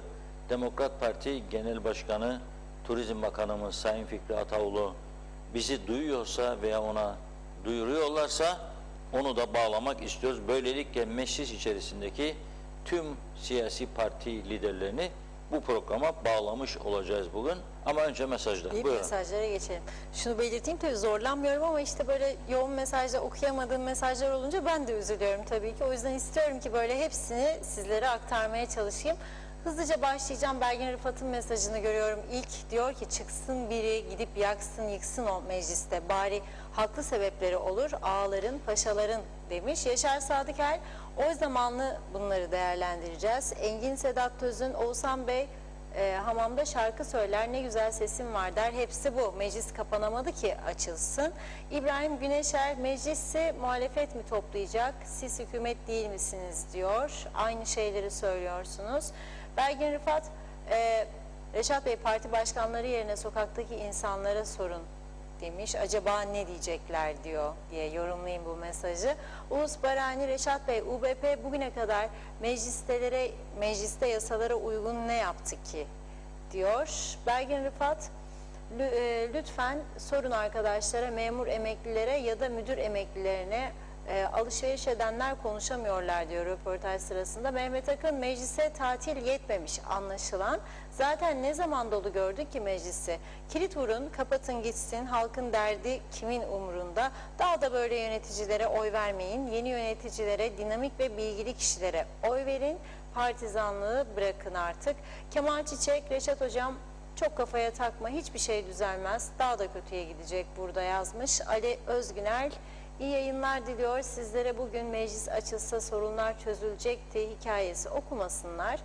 Şimdi CTP suçlu oldu demesinler öyle. Memleketi yok ettiler. Bunun hesabını seçimde verecekler. Cengiz Korkmazhan, bir dosya evrak ister, insanlar Kıbrıs'a gelsin, ellerinden gelen zorluğu çıkartırlar, şimdi de Adapas diyor. Belgin Rıfat, Reşat Bey, Kudret Bey kendini nasıl bu kadar nasıl diyeyim, tiyatronun dışında bırakır ki diyor. Hatayı o yaptı demiş özetle, onu eleştiriyor, hükümeti bozdurtturdu diyor, şimdi neden başkalarını suçluyor diye yorumda bulunmuş. Ersin Semih, kolay gelsin başkan dedi. Yanılmıyorsam o sırada Kudret Bey hattaydı. Mehmet Akın da meclise gelemeyenlere artık bir yaptırım yapılması lazım. Maaşlarından kesinti yapılsın. Bakın o zaman tıpış tıpış nasıl geliyorlar. Ömer Bozkara vezirler, o da eleştiriyor Kudret Özersay'ı. Bırakıp kaçmayacaktınız diyor. Evet bakalım, Arın Taşarkan, Kuzey Kıbrıs resmi dairelerde geçici memurların tüm sendikalar üye diyor ama alt komiteden geçici memurların iş güvence geçirilmesi yerine yine maalesef anayasa mahkemeden geçecekse kadrolama olamıyor, iş güvenceye geçemiyor. Madem geçici memurların geçici olmaya devam mı olacak? Kıtams, Kamusen, Memursen, Haksen üye edilen geçici memurlara sahip çıkmalıdır. Geçici memurların sorunu çözüme varılmalıdır. Saygılar demiş. Tema Yavaş, iyi yayınlar diliyor. Teşekkür ediyoruz. Evet bakıyorum, arada karşılıklı konuşmalar da var. Salih Mullalı, particilik, ayrımcılık çıkar zamanı değil, birlik, beraberlik yapıcı olmak zamanıdır. Sorumluluğu bırakıp gitmek ve uzaktan eleştirmek en kolay iş, onu ben de yapardım demiş. Evet, Nazime Nalbant, Reşat Bey, dünyanın hiçbir yerinde böyle işini yapmayan, bir de yurt dışında yaşayan, onun parasını da ödüyorlar. Kıbrıs'ım nasıl hayredecek? Bir de para yoktur. Durumlar günden güne kötüye gider. Bu durumlarda kim sahip çıkacak? Çok üzgünüm. Mecliste böyle anlaşmazlıklar nasıl bir araya gelecekler? Gelemeyecekler. Ne yazık ki hepimize mutlu güzel akşamlar. İyi ki Diyalog TV'miz var. Bizlerle haberleri paylaşırsınız. Funda Hanım, Reşat Bey, severek dinliyoruz. Sevgilerimle, saygılarımla. Çok mersi. Belgin Rıfat, ben saydım 40 milletvekili vardı bugün mecliste. Belki de fazla. Eğer bir meclis açtıramadılarsa demek ki hepsi suçlu. Üzgünüm ama evet, bir eleştiri daha getirildi ama o sırada hangi bağlantı vardı? Eda Bilginsel Aksoy, merhabalar, değerlendirir misiniz lütfen? Milletvekilleri 4.000 lira hayat pahalılığı aldılar. Asgari ücretse 400 lira. Bu bir dengesizlik değil midir? Ayrıca emeklilerin, sosyal yardım alanlarınsa Ocak, Şubat, Mart hayat pahalılıkları meclis kararıyla kaldırılmıştı. Bu ay sadece bir aylık ödenecekmiş. Bunlar vatandaşa layık mı diyor. Mehmet Akın, Kuzey Kıbrıs dünyada gelmesi gitmesi çok zor bir ülke haline geldi. Şimdi 0-15 yaş arası çocuklardan yeni resimli kimlik kartı isteniyor. Lütfen bu sorumu cevaplayın Reşat Bey. Yeni doğan bir bebeğin fotoğrafı nasıl çekilecek? Bunu ne yapacaklar? Niçin istiyorlar? Böyle bir saçmalık mı olur? Başka bir dünya ülkesi var mı böyle prosedürleri isteyen? Kuzey Kıbrıs'a girişlerde merak ediyorum. Bunlar artık akıllarını kaybetmişler. Arıyorlar, bulamıyorlar. Siz yardımcı olun diyor. Salih Mullalı, iktidara gelirse ülkeye ne gibi faydası olacak? Neler yapacak? Onları söylesin dedi. Evet, İsmet Ezer diyor ki, Reşat Akar, Kuzey Kıbrıs Türk Cumhuriyeti var oldukça siz çok program yapacaksınız demiş. Evet, Salih Mullalı, en azından muhalefet dıştan destek olmalıydı. Aksine köstek değil yazmış. Vedat Özkan Ankara'dan iyi yayınlar diliyor bize. Mehmet İnancı da hoş vakitler değerli dostlarım. İyi yayınlar, sağlıklı haftalar. Vedat Özkan, Reşat Bey, vekil adayı niye aday olup halktan oy ister? Ben seni mecliste temsil etmek istiyorum. Ülkem ve halkım için çalışacağım anlamını taşır. Adı üstünde milletvekili, vekil meclise gitmek zorundadır. Devleti ve halkı için hükümetle tartışmalıdır. Fikirlerini söylemelidir. Meclis er meydanıdır. Doğrular ve yanlışlar tartışılıp doğru yol bulunur. Aksi halde aldıkları maaşı hak etmezler demiş. Ve ekliyor, 50 vekil kasıtlı olarak toplanıp kanunlar çıkarıp halkın sorunlarını çözmüyorsa Kuzey Kıbrıs'ta gerçekten çok büyük siyasal sorun var demektir. Evet, Salih Mulla'da da eleştirmiş. Konuşmaların ninni yapmaya bile yaramaz diyor. Daldan dala atlayıp duruyorsun. Belgin Rıfat, avukatsınız hocam, dava edin. Kimse suçlu, dava açın. Ben saydım 40 kişiden fazlaydınız. İlk defa bu kadar kalabalıktınız. Özlediniz herhalde demiş. Hep beraber tiyatro oynuyorsunuz diyor. Hem de ezber doğaçlama oynuyorsunuz. İsmi de Bugün Ne Yanlış Yapalım. Başrollerde Başbakan diyeyim. Konuk oyuncular Serdar Denktaş sürekli susma hakkını kullanıyor. Çünkü yabancı oyuncuysa Hüseyin Özgürgün o ücreti beğenmediği için aktif olarak görev almıyor demiş. Çünkü TL bazında ücretten memnun değil diyor. Dolar veya euro, hatta ilk tercihi sterlin cinsi paradır. Sunay Emirkan, niye azınlık hükümetini muhalefet topa tuttu? Kendileri hükümete girmeyince azınlık hükümeti kuruldu. Bütün suç muhalefetindir. Yapmacık sözlerle halkı kandıramazlar. Halk bunun hesabını kendilerine soracak. Evet, Salih Mulla da siz varken düşmana ne gerek var yazmış. Belgin Rıfat, tabii piyasalar bu ara çok hareketli olduğu için diyor Bitcoin'e yönelsin. Mehmet Akın, ülke Şamaroğlan'ına döndü. Herkes birbirine vuruyor, o ona vuruyor, diğeri öbürüne. Çözüm bekleyen o kadar konu var, kimin umurunda? Eğer seçim propagandası yapacaksanız saat 16'dan sonra mesai bitince gece 11-12'ye kadar yapın. Neden mesainizi yapmıyorsunuz? Sizler devletin memurlarısınız, maaşınızı halk ödüyor. Unuttunuz mu? Hatırlatırım. O zaman tam bir tiyatro bu. Kuzey Kıbrıs Türk Cumhuriyeti Meclisi. Necdet Mavi Gözlü, Kuzey Kıbrıs Birleşik Afrika Pakistan Cumhuriyeti'nden bize merhabalar dedi yine. Evet, Reşat Bey, milletvekillerinin sayısı 50'den 25'e düşürsünler. Devamlı bu insanların yüzünü görmekten artık gına geldi.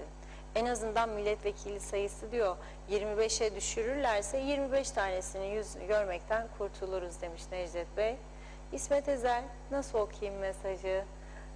Salih Mullalı, evet, ondan da bahsettik. Vedat Özkan, seçim yasası değil, anayasanın değişmesi şart. Küçük bir ada, küçük bir nüfus, ülkede meclis 3 ay tatil. Bu hem saçmalık hem lüks bir uygulamadır. Lütfen herkes olaylara tarafsız ve objektif baksın diyor. Evet, Mehmet İnancı, Reşat Bey selam, 46 yıldan beri tüm partiler hizmet verdiklerini sanıyorlar. Halkı sefil duruma düşürenler yine bu partiler, kimseye inanmayınız demiş. İbrahim Kuloğlu, bir yasa geçmesi ne kadar sürer acaba? Meclis isterse bir günde geçer, kendi de istemez diyor. Hatice Cihanlı, Sayın Reşat Akar, bütün siyasetçileri programa bağlıyorsunuz. Ana muhalefet partisinin 3. bağlıyorsunuz demiş Oktay Çavuş. Anlayamadım. Belgin Rıfat, Reşat Bey bir de Mehmet Çakıcı'ya bağlanın. Sorun ne hisseder lütfen? Biz ekran başında üstelik Londra'da bu kadar üzülürken acaba Kıbrıs'takiler neden bu kadar kayıtsız kalıyorlar? Onlar mı normal, yoksa bizde mi bir yanlışlık var? Faruk Altay, Milletin Partisi de yasalar çerçevesinde kurulmuş bir siyasi parti. Bertan Bey de milletvekili. Onu da bağlayın demiş. Zehra Sencer, hayırlı yayınlar diliyor. Karpaz'dan sevgiler. Bizden de size bir iki mesaj daha okuyup ara vermem gerek. Mehmet Akın, 15 yıldır maalesef Kuzey Kıbrıs'ta yaşıyorum. Maalesef diyorum çünkü bu zamana kadar bütün siyasi partiler ülkeyi nasıl batırırız, kaosa sokarız, çalışmayız, çalışanları nasıl engelleriz diye birbirleriyle yarışıyorlar. İnanın şimdiki aklım olsa 15 yıl önce gelmezdim. İlk defa pişmanım maalesef demiş.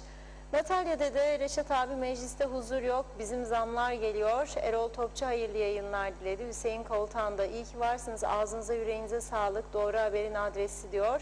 Reşat Bey, böyle devam edeceklerse bir an önce seçim kararı alsınlar. Çok teşekkür ederiz, hayırlı yayınlar diledi. Mehmet İnancı, Reşat Bey eğer cesaretleri varsa bağımsız adayların önünü kesmesinler. Siz ve göstereceğiniz 10 kişinin tamamı bu halktan en yüksek oyu almazsa ben onlardan özür dileyeceğim dedi. Erol Canseç, mutfakta bir yemek pişiyor fakat kokusu hala çıkmıyor. Malzemelerinden süfleke olacağı ve tatlısı da Turkish Delight olacağı kesindir dedi. Evet, Arın Taşarkan'ın bir mesajı var. Evet, onu okudum. Son mesajı okuyayım bunu. 16 Ağustos 60'ta Kıbrıs Cumhuriyeti Rumlarla birlikte Türklerin ortak kurulan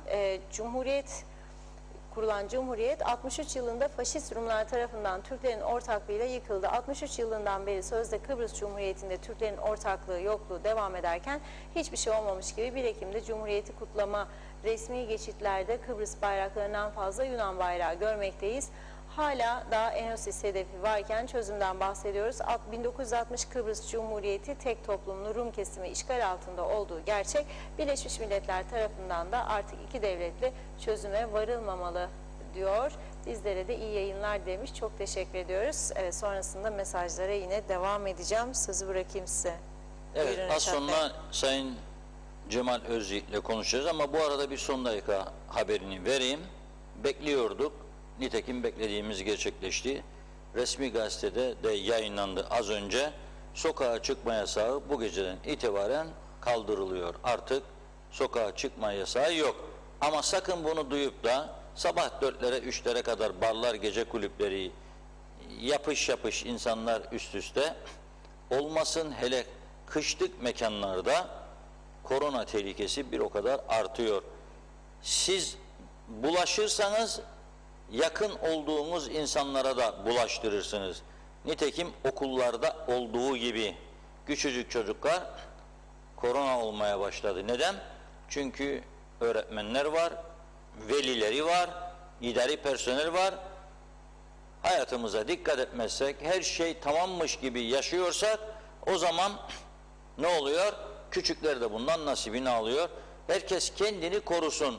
Bakınız, bir hafta 15 gün işten uzak kalmak, 15 gün maaş almamak demektir. Devlet haricindeki özeli söylüyorum. Sosyal sigortaya başvuracaksınız, o ödeyecek sizi ve düşük bir ücretle. Sadece devlette var bu. Kapattım bir hafta, 10 gün veriyorum maaşını. Hayır, buna bir düzenleme getirmek zorundadırlar. Ama getirmedikleri için ve getiremeyecekleri için mecburen seçim diyor. Herkes şimdi bize seçimi bekleyeceğiz. Seçimden sonra inşallah maşallah. Tamam, ama bu ülkenin bir sorunudur. Bu hayati bir meseledir. Bunun üzerinde olsun bir kafa yormalarını rica ediyoruz gerçekten. Bakın, biraz sonra 3 doktorun, önemli mevkide olanların söylediklerini de sizlere aktaracağız. Ercan Havalan'da halen yaşanmakta olanları da aktaracağız. Sokağa çıkma yasağının kaldırılması önemli bir adımdır. Yapılması gerekirdi çünkü bir anlamı kalmamıştı artık. Herkes 2'de 3'te gidiyordu zaten. Polis denetim yapacak arada bir. 10 kişi 15 kişiyi rapor edecek. Bununla önlenemiyordu bu iş. Hiç olmasa şimdi bu şekilde insanlara bırakıyorsunuz kendini korumasını daha da. Çünkü zaten öteki şekilde yasak koydunuz ama denetleyemiyorsunuz bu yasağı. Ceza veremiyorsunuz. Sorduk, nedir cezası? Asgari ücretin 1/10'iymiş. O da ileri götürülürse, polise gittikten sonra ya kapatın gitsin, seçim de var, meçim de var denebilir, hiçbir şey çıkmayabilir. O yüzden ben diyorum ki durum bu şekildedir. Artık herkes kendi kendini idare edecek. Erhan Arıklı Bey bağlanacak. Evet, sonra Cemal Bey. Bu arada şikayet oldu. Tuvan Bey muhalefet değil mi der, neden 3. Ya bununla uğraşmayın. Var herhalde bir sebebi. Yani bizim de aklımız keser. İktidardan sonra ana muhalefet. Uymuyordu Tufan Bey o saat. O bakmadı buna. Siz bakıyorsunuz yani. Mehter takımına benzedik. Önde komutan gidecek arkadaşa, mehterbaşı arkadan da takım. Yoktur böyle bir şey. Ne olacağı da belli değil bu seçimden sonra. Yani ama böyle şeyimiz vardır, tutuculuğumuz. Neden bu böyle oldu, böyle olmadı? Neden o gitti, neden bu gelmedi? Neden o onu yaptı, neden bu bunu yapmadı? Biraz rahat olun ya. Sıkmayın kendinizi. Sıka sıka bakın ne hallere geldik. Yani durumu iyi olanlar Allah versin tamamdır da binlerce, 10 binlerce insan aşağı doğru gidiyor. Görüyorum ben bunu. Kemikleri kırdırıp pilav yapıyorsa adamlar da yiyorsa kemiği, durum vahim demektir. Daha kötüsünü mü istiyoruz bunun? Önemli olan memleketin iyiye gitmesi için bir şeyler yapmamız lazımdır. Aşı merkezi açtık. Bakın size, gidin oraya, fuara. Bekliyor sizi 2 doktor, 3 hemşire. Bu ay son kısmetse. 30 kişi giderse, 40 kişi giderse de ötekiler evinde ben aşı olmam derse ondan sonra aşı merkezi bulup gidecekler bulurlarsa. Evet, bağlantımız hazır. Sayın Erhan Arıklı hattımızda. Merhaba. Merhaba, iyi yayınlar diliyorum. Selamlar hocam. Geçmiş olsun mu diyeyim? Bu gripli gibi gelir sesiniz. Grip oldum. Korona olmadınız inşallah. Yok. Hafta sonu tabii bahçe işi falan terlediğiniz üstüne. Bahçede çocuklar oynarken terledik. Soğuk su Rüzgarda içtiniz. vurdu. Evet. İyi hasat olsun bari, hiç olmasa bahçeden domates, biber, marul, patlıcan var mı? Yok, tavuklarla falan uğraştık. Ha, tavuklar. çocuklarla. O zaman hormonsuz yumurta var demektir. Koşan Evet, tavuk aynen. yumurtası. Free range. 2 misli fiyat İngiltere'de. Evet. Şimdi ne olacak bu? Sizin paylaşımınızı gördüm. Dediniz ki hep derler ki işte hükümet ne istifa etmez çünkü 26'yı bulamadı. Siz gen soru verin düşürün dediniz. Öyle mi? Yani Onlar da 26'yı bulamaz ama. yani istifa edin demek kolay. Kolaysa düşürün. 26'yı bulur, hükümeti düşürtürsünüz. Hiçbir sıkıntı olmaz. Madem 26'yı bulamıyorsanız bu hükümete de ya icraatlarında kolaylık göstereceksiniz, yardımcı olacaksınız veya katlanmak zorundasınız. Bunun başka yolu yok. Şimdi bugün tabii bu şekilde restleşerek iki tarafı, yani muhalefet ve iktidarın arasındaki köprüleri atmak da doğru değil. Yani ben artık tahammül edilemez bir noktaya geldi. Israrla 26'yı bulamıyorsunuz, o zaman istifa edin, meclisi açamıyorsanız istifa edin dediklerinde onu söylemek zorunda kaldım. Madem kardeşim öyle, azınlık hükümetleri dünyanın her yerinde var ve azınlık hükümetlerinin parlamentoda çoğunluğu yoktur. Ama o azınlık hükümetlerini düşürmenin de iki yolu var. Ya istifa eder azınlık hükümeti veya muhalefet 26'yı bulur, gen soru verir ve hükümeti düşürür. Sizin 26'nız yoksa bu konuda çok da fazla haklı durumda kalmazsınız. Peki hükümet neden, memlekette çok şikayetler var hocam. Yani 26 ile de gitmiyor bu iş. Bir eksildi mi hemen kriz başlıyor. Cumhurbaşkanı da diyor bugün erken seçim zorunluluğuna işaret ediyor. Yani sizce artık hükümet Reşat Bey, tamamlamadı mı yani görev ben süresini? Cumhurbaşkanlığı seçimlerinden hemen sonra seçim yapılması gerektiğini sizin programlarınız dahil en az 100 defa söyledim. Evet. Yani böyle 25, 26, 27'ye dayalı hükümet modelleriyle icraat yapabilme imkanı yok. Her milletvekili bir başbakan edasıyla meclisi kilitleyebiliyor. Dolayısıyla içinde yaşadığımız bu kritik süreci de atlatabilmenin yolu güçlü bir hükümet kurmak. O da ancak mecliste, meclisi yenilemekten geçiyor. Bunu söyledik ama ısrarla işler bugüne kadar geldi. Pandemi dolayısıyla işte kurultaylar süreci vesaire vesaire. Ama şimdi artık bu noktada muhalefetle bir uzlaşı arayışına girildi. Büyük ihtimalle de bir noktaya gelindi diye düşünüyorum. Yani seçim tarihi konusunda uzlaşılacak. Belli yasalar var. Muhalefetin de desteklediği ve komitelerden geçirdiği yasalar var. O yasalar geçirilecek, bütçe geçirilecek ve seçime gidilecek. Bunun başka yolu yok. Peki sizce yani bu Nisan'a kadar gidecek mi? Bu şey yoksa daha erken olması mı lazım? Hayır. Öyle mi görüyorsunuz? Ulusal Birlik Partisi zannediyorum belli bir noktaya geldi. Ocak sonu ya da Şubat başı gibi. Daha önce de zaten muhalefet 17 Ocağı işaret etmişti. Ocağın ortalarını işaret etmişti. Meclis kapanmadan önce. Onların teklifi de oydu. Dolayısıyla bu noktaya geldikten sonra bir ay önce, bir ay sonra bunun tartışmasına girmemek gerekiyor. Ve bir an evvel seçim tarihinde uzlaşıp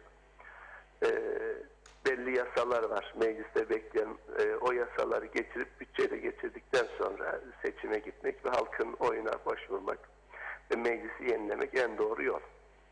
Evet, sizce meclis yarın toplanacak mı yoksa bir hafta sonra mı kalıyor? Şimdi orada kritik bir durum var Reşat Bey. Bugün Cumhuriyetçi Türk Partisi maalesef krizi oynadı. Halbuki iş tüzük gereği meclis başkan yardımcısı meclisi açmak durumundaydı.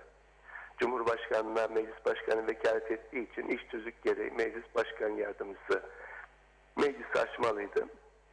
Ama Armağan Candan Bey CTP grubunun kararını göstererek işte mecliste iktidarın 26'sı olmadığı için meclisi açmaya gerek duymuyorum dedi. Ve meclis bugün açılmadı. Şimdi bu gece saat 24'e kadar Sayın Cumhurbaşkanı döner de adaya döner de Önder Sennaroğlu saat 24'e kadar yarın için çağrıda bulunursa yarın meclis toplanır. 26 var. Aksi takdirde 24'ü geçe Sayın Cumhurbaşkanı buraya gelirse, Önder Sennaroğlu da 24'ünde saat 24'ten önce vekalet koltuğunu boşaltmazsa yarın da meclis toplanamayacak. Teknik bir arıza dolayısıyla.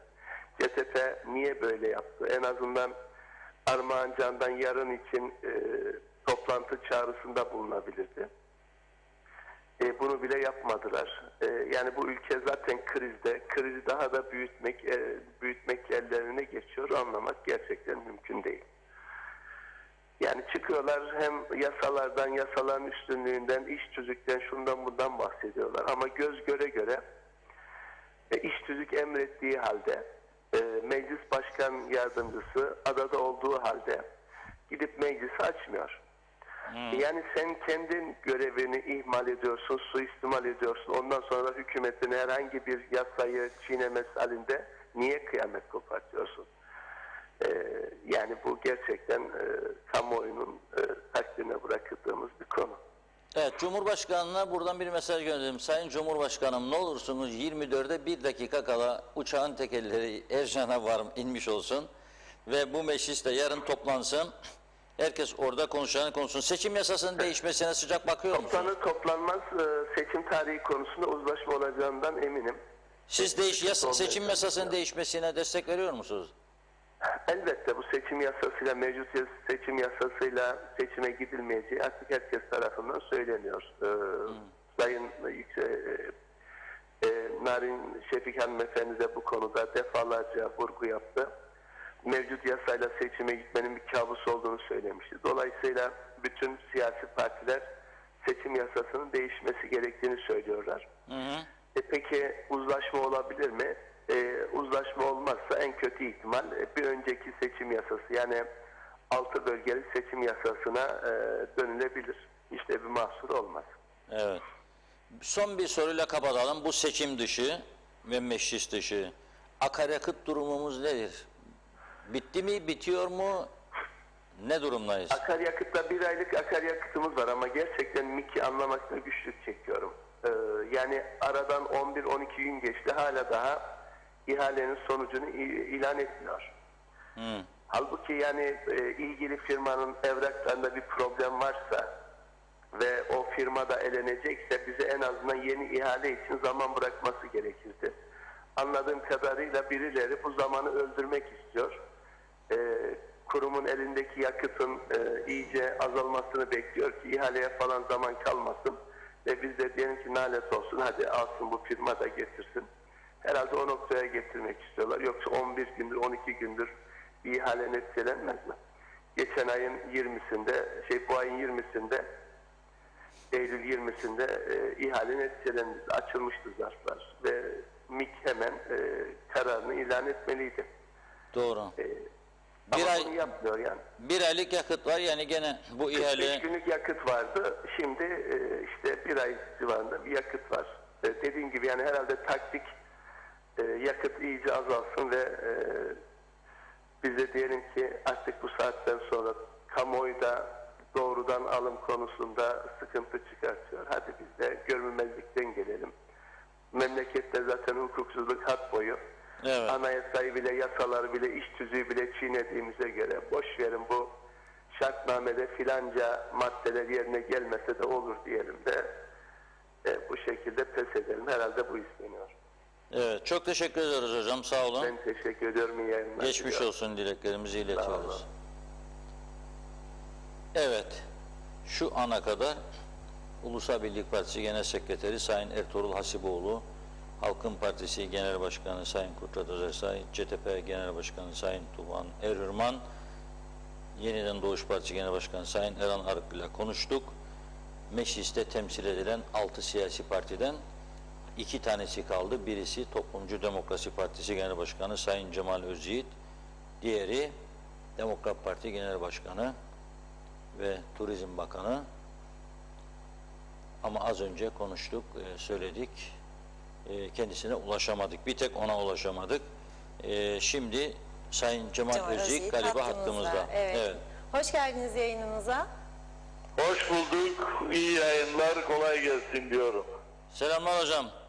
Selamlar Reşat Bey, nasılsınız? Sağ olun hocam. Dağ başını duman almış. Yürüyelim arkadaşlar. Yürüyor muyuz seçimlere doğru hocam?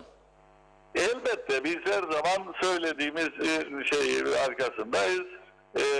Bu arada kurultayımız var. Kurultay hazırlıklarını da sürdürüyoruz. Ama bu ülkeye doğru alternatif sunmak için de var gücümüzle çalışıyoruz. Şimdi bu meclis erken seçim konusunda şu ana kadar konuştuğumuz bütün parti başkanları, yani UBP dahil, Nisan'ın değişebileceği üzerine duruyor. Yani Sayın Özersay, Sayın Ercüman Arıklı bunlar diyor ki yani Nisan değil daha erken bir zamanda olmalı ve olabilir diyorlar. Oğuzhan Hasipoğlu Bey de diyor ki Ocak, Şubat da olabilir, Mart da olabilir. Niye? Yani Nisan diye bir ısrarımız yok. Bunu konuşmaya hazırız diyor. Size göre ne zaman olmalı bu seçimler? Reşat Bey, biz biliyorsunuz yani aylar öncesinden 3 muhalefet partisi olarak 29 Ağustos'u önermiştik. Kaldı ki şu anda Ekim ayındayız. Eğer sözlerinde duran kişiler ya da örgütler olsalardı, şu anda hükümette bulunanlar, bu Ekim ayında seçime gitmek için bir hükümet kurdular. Seçim hükümeti kurdular bir yerde. Yani protokollerinde de vardır bu. Bunu da basına o dönemlerde duyurdular. Ancak daha sonra hatta Sayın Başbakan Resmiye Hanım'la girdiği meclis başkanlığı yarışında istediğine ulaşamayınca dönmüştü bize ve dedi daha erken bir tarih belirleyin de bu iş böyle gitmez. Sonra meclis başkanlığı krizi aşılınca söylediğini unuttu. Benim tabirimle böyle cırıladı. Erteledi olayı. Hatta öneri yapıp da nizami olarak hukuk, siyasi işler ve dış ilişkiler komitesinin görüşmesi gereken olayları bir ad hoc komiteyle görüşüp kendilerine göre şekillendirmek istediler. Yani bir yerde ne yasalara ne iş tüzüğe uymadılar.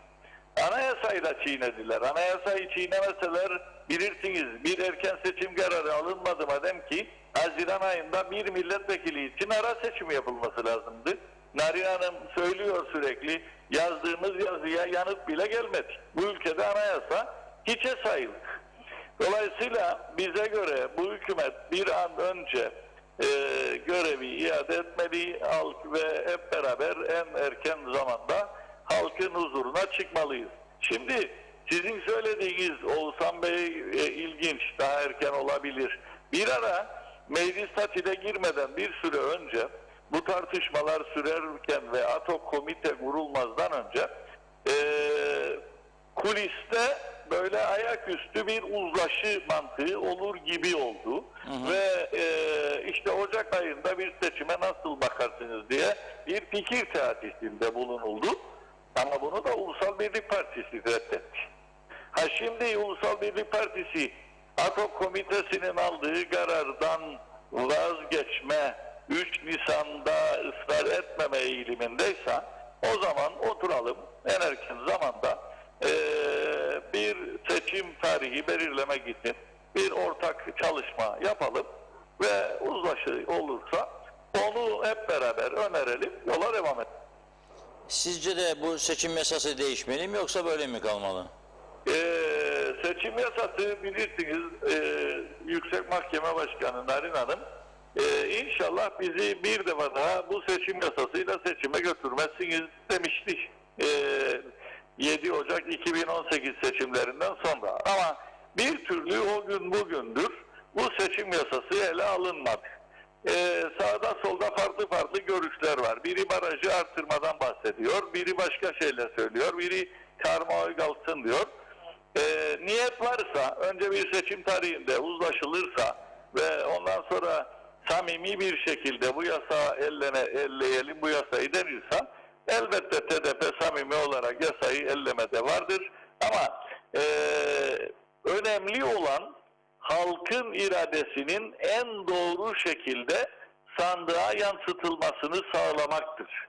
Yani bu ülkede her düşünce ve görüş demokratik olma koşuluyla, şiddete başvurmama koşuluyla her düşünce muteberdir ve bu doğrultuda o çerçevede onların da iradesinin sandığa yansıtılabileceği bir daha demokratik bir seçim sistemi olacaksa elbette TDP bunu oturup konuşmaya hazırdır. Siz hazır mısınız parti olarak mesela? Yani erken Aralık, Ocak, Şubat bir seçime. Çünkü bu iş hem para ister hem kadro ister. Hazır mı TDP? Vallahi yani şimdi para vardır yoktur. Sadece belirli sermaye kesimleri, belirli partileri destekler diye veya onlara kaynak aktarırlar diye veya devlete ödenmeyen vergiler seçim dönemlerinde belirli partilere aktarılır diye biz bundan vazgeçecek değiliz. Evet. Biz de gücümüz oranında maddi manevi kaynaklarımız doğrultusunda elbette halkın huzuruna çıkacağız, propagandamızı yapacağız ve halktan yetki isteyeceğiz. Önemli olan bu halkın geleceği ve halkın iradesinin en demokratik şekilde sandığa yansıtılmasıdır. TDP her zaman bir seçime hazırdır. Çok teşekkür ederiz hocam. Hayırlı uğurlu olsun diyelim. İnşallah. Hepimize, ülkemize, toplumumuza. Sağ olun. Teşekkür ederiz çok. Ben teşekkür ederim. Evet. Bir tek Sayın Fikri Ataoğlu'na ulaşamadık. Demokrat Parti Genel Başkanı'na. Yoğundur. Yani şimdi hem turizm şaha kalktı, hem turizmle uğraşıyor, hem parti, kurultay, yeni üyeler, işi zor, yoğun bir süreçten geçiyor. Dolayısıyla bir sonraki programa inşallah onu da alırız. Tabii turizm derken Sayın Fikri Ataoğlu'nu bulsaydık, yakalasaydık başka bir konuyu daha onunla konuşmayı arzulardık. Şimdi bir Ercan Havaalanımız var. Başka kapımız yok. Tek havaalanımız var ve son zamanlarda bayağı öğrenci akışı oldu ülkemize. Öğrenci akışı olunca neler oldu? Bir anda emlakçılar yine şaha kalktı. Herkes kan ağlıyordu. Daha 2 ay, 1,5 ay, 1 ay öncesine kadar. Battık, bittik, yandık, her şey mahvoldu. Binlerce konut boşta. Şimdi bir anda hepsi hemen hemen doldu. Fiyatlar da yeniden sterline döndü. Ve sterlin bazında da yükselmeye başladı. Kaç isten kardeş? 2+1, 250'den başlar, 350-400'e kadar sterlin aylık. Kaç isten kardeş? 1+1, 200'den başlar, 250-300'e kadar gider bölgesine göre, evin yeniliğine göre, eşyalı mı eşyasız mı ona göre. Yüzme havuzlu mu isten kardeş? Geldiğin hemen koyasın, hem güzel particikler, marticikler, havuz etrafında kız arkadaşlar, erkek arkadaşlar falan, 750-1000-1500 sterlin gider. Varsa babada, anada para öder, iş hallolur. Bir anda canlanma. Peki bu öğrenciler buraya geldi. Ne yapıyor? Boşta kalan, aylardır iş yapamayan lokantalar, kafeler insan yüzü görmeye başladı. Onlar da topluyor. Kafeler, lokantalar çalışınca ne oluyor? Onlar da piyasada mal çekiyor. Hareketlilik var. Peki ben getirdim çocuğumu, yazdıracağım okula veya gönderdim bir hafta önce, geleceğim şimdi evciğini tertipleyeyim, annesiyim, babasıyım. Ne yapan bana bu işkenceyi, bu sağlık üst kurulu acaba? Binmezden önce uçağa adapas madapas, sanki herkesin cep telefonu kullanır, interneti var. Sanki herkes internetten adapas madapas bulacak da indirecek. Sanki bu adapas sitesi iyi çalışıyormuş gibi. Dövün babam dövün. Yetmedi, bir de çıktı al. Yoktur printerim ya, o nasıl alacağım çıkışı? Yoktur printerim. Git bir yerden al. Kırtasiyeciden. Ya yolculuk yapacağım yoksa işkence mi çektiriyorsun bana? Ne yapmaya gideceğim? Buraya da gelince göster bakalım kağıdını, göster. Bir imza, göster öteki, bana da göstereceksin. O ayrı makam, ben ayrı makam. Ona gidiyor, bana da göstereceksin. Bir çanta ellerinde, bakınız şaka etmiyorum. Bu çantalı turistleri, ülkemize gelenleri izleyelim ne söylediklerini ve devam edelim. İzleyelim. Nasıl bir prosedürden geçtiniz? Valla çok fazla evrak istediler ve aynı evrağı 3-4 yerde tek tek gösterdik. Yani bir kere gösterip geçmedik, bir daha gösterdik, bir daha gösterdik, çıkışta bir daha gösterdik. Yani Kaç dakika sürdü bunun? ya bir yarım saat şeyde bekledik, yani protokolde bekledik. Evet. Peki gerekli mi bu kadar işlem? Bence biraz fazla, abartı geldi bana. Yetkililere çağrınız ne olur? Yani en azından bir kere gösterip geçsek daha iyi. Yani aynı şeyi 3-4 kere yapmamıza gerek yok. Adres, kalınacak yer bilgisi, nereden geldiğimiz ve iletişim bilgileri. Peki uçakta bir form doldurdunuz mu? Evet, uçakta da bir form doldurduk. Orada ne sordular? Orada da yine aynı sorular. Aynı İletişim bilgileri, aşılı mı, değil mi? Yani aşıya bağlı bütün ilerleme süreciyle ilgili sorular. Benim burada yaşadığım tek sıkıntı pasaport kontrolünde işte PCR testimizi ve aşı kartımızı gösteriyoruz. Aşılandı diye damgalanıyor ve bizi içeriye gönderiyorlar. Sadece şurada sonda gereksiz bir şekilde 2 tane polis memuru tekrar o damgalanan evraklara bakıp bizi gönderdiler. Yani biz 2. kez tekrar sıraya girmek zorunda kaldık. Uzun bir işlem. Uzun bir işlem. Ben geçen hafta da Fransa'daydım. Tabii ki yani bu süreçler devamlı güncellendiği için insanların kafası karışık oluyor ama hani 2 kere kaşeli olan bir evran tekrar istenmesi tabii burada zaman kaybı ve ekstra iş olarak görüyorum ben. Buraya geldik. Bizden Health Pass falan soran sadece var mı? Evet var. Duruyor. Dijital olarak belki bir şey yaptılar mı? Hayır. Yine fiziki olarak evrak istediler. Ne anladım ben bu Health Pass sisteminden? Böyle bir mağduriyet yani. Evet. Peki kontrolünüzü yaptıktan sonra kaç noktada aşılarınızın olup olmadığını kontrol ettiler? Girişte baktılar. Sonra bir Aşılı kez... diye mühür vurdular. Aynen aşılı diye mühür vurdular. Ama dijital olarak hiçbir yere bakmadılar. Onu yapayım. Ben şöyle bir şey beklerdim açıkçası. Hani daha yurt dışına da çıkıyorum. Bir yerde bu QR kodunu okutuyorum. Bir sisteme düşüyor. Daha da benim fiziki evrakla bir işim kalmıyor yani. Ne gerek var o zaman Health Pass sistemine? Madem ben fiziki evrak getirmem gerekiyor. Kaşe vurduracağım oraya. O zaman Health Pass sistemini yükleyin diye ısrar etmeyecekler ya da not düşecekler ki fiziki olarak evraklarınızı mutlaka bulundurun yanınızda diyecekler. Evrak işte bunlar şurada duruyorlar. Bunlar doldurulan evraklar yani. Bak şöyle göstereyim. Vallahi çok fazla yani gerçekten. PCR testiydi, aşı testiydi. Bir de yeni şey çıktı bir dakika. Neydi Burak'cığım o? Adapes mi? Bir tane de o çıktı. Ay o kadar çok ya şu bak şu yeni çıktı daha. Ayın 27'sinde bak ha. Evet. Ya mesela bir tane şöyle kağıt olsa bak bir tane böyle şöyle kağıt olsa aşıyı PCR'ı şeyi gösterse tamam. Ama bak elimde kocaman bir dosya oldu yani çok sıkıcı. Çok yoruluyoruz. Evet çok yani bunlardan kurtulmak isterim doğrusunu isterseniz. Aşı da çıktı bu yani aşılıyız da maske de takıyoruz ama yine de çok yorucu. Adaya gelmek çok zor. Bir sürü şey yaptık.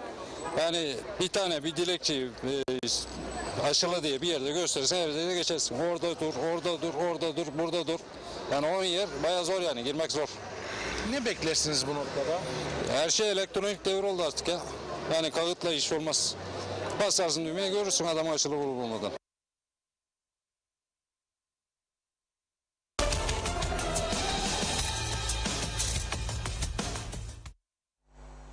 Gördük değil mi? Bir tane memnun olan yok. Bir çanta evrak taşı diyorlar yolcuya. Eksikler de var aslında. O forumları görmedim de merak ediyorum. Mesela sorulardan bir tanesi şu olması lazım. Kız arkadaşınız veya erkek arkadaşınız var mı Kıbrıs'ta? Saat kaç gibi buluşacaksınız? Ona ne hediye getirdiniz? Sevişme saatiniz kaçta başlıyor? Hangi barda eğleneceksiniz? Şeftali kebabı yiyecek misiniz? Helliminin tadına baktınız mı?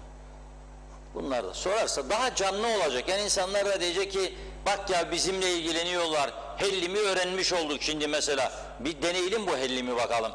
Veya şeftali neymiş? Onlar Bursa şeftalisi gibi düşünecek. Bir bakacak karşısında başka bir şey var. Farklı bir şey. Yağın terpin içinde kıyma olduğunu öğrenecekler. Köfte gibi bir şey. Buraya geleceksen bunlara katlanacaksın arkadaş. Çünkü dediğim gibi burası Brunei Sultanlığından daha fazla zenginlik içinde yaşayan bir yer. Bakma karayolları lambaları değiştiremez. Yalan söylerler para yok diye. Para çok aslında. Ufak işlerle uğraşmak istemedikleri için lambaları değişmezler. Bakma sen sabahtan gene bugün Girne'nin birçok yerinde 5 saat elektrikler kesildiği. O farklı bir durumdur o. Kirlenmesin memleket diye yapıyorlar. Kesiyorlar ki jeneratörler daha az çalışsın, siyah dumanlar azalsın, zehirlenmesin Çatalköy, Esentepe, Esenyalı civarındaki insanlar. Onun bir sebebi var elbette. Bir işkence de metandan geçenlere çektirdiler. Göster bakayım ben konuşurken. Dün, önceki gün ki muhaciret memurlarımız çok iyi çalışır. Her şeye rağmen iyi çalışıyorlar, görüyorum. Ama bakın siz buraya ne yapması lazım? KKTC'yi yönettiğini iddia edenler gitmesi lazım oraya ve araması lazım. İki toplumlu komite üyeleri birbirini. Gel buraya göresin Mavro Yannis. O sana Zivani'ye ikram ettiydi. Tiki Toko hatırlarsanız ilk görüşmelerde Anastasiadis'in yanında Mavro Yannis vardı müzakerecisi. Kıbrıs'ı Rumların yetiştirdiği en gurt müzakerecilerden birisi. Çağır Mavro Yannis'i oraya. Sen de ona bir rakı ikram et. O sana Zivani'ye verdiyse. Hadi Tiki Toko. Gör muhaciret memurlarını, açalım burayı. Çünkü ne kadar çok araba, o kadar çok kasaya para demektir. Sonra baktım bir tanınmış iş kadınımız bir paylaşım yapmış hafta sonu. Çok hoşuma gitti. Cumartesi Maliye Bakanı orada. Bir övgü Maliye Bakanı'na. Allah razı olsun da geldin da sen ne büyük adamsın da bilmem şusun busun. Bizi ziyaret ettin. Ertesi günü baktım, sabah uyandım. Eğitim Bakanı, Allah dedim. Bravo dedim. Tanıdığım bir insandır, sevdiğim de birisi. Adını söyleyemem. Sonra baktım akşam üzeri herhalde Larnaka'dan uçuyor. Girmiş bu sıranın içine paylaşıyor. Ne yazayım ben şimdi? Düşündüm. Ne yazayım ben şimdi? Ne yazacaksın? O sana gelenlere diyeceksin ki uyanın be, uyanın. Memleket altımızdan gitti. Her şey dökülüyor. Gidin biraz da iş yapın be, uyanın. Diyeceksin kendisine. Uyanmak istemezse bir kovada su alıp dökeceksin başından aşağı, uyansın. Çünkü bitti memleket. Ama olmaz. Bu ülkede ne kadar konuşsak, ne kadar söylensek, ne kadar bağırsak olmaz o şarkıdaki gibi.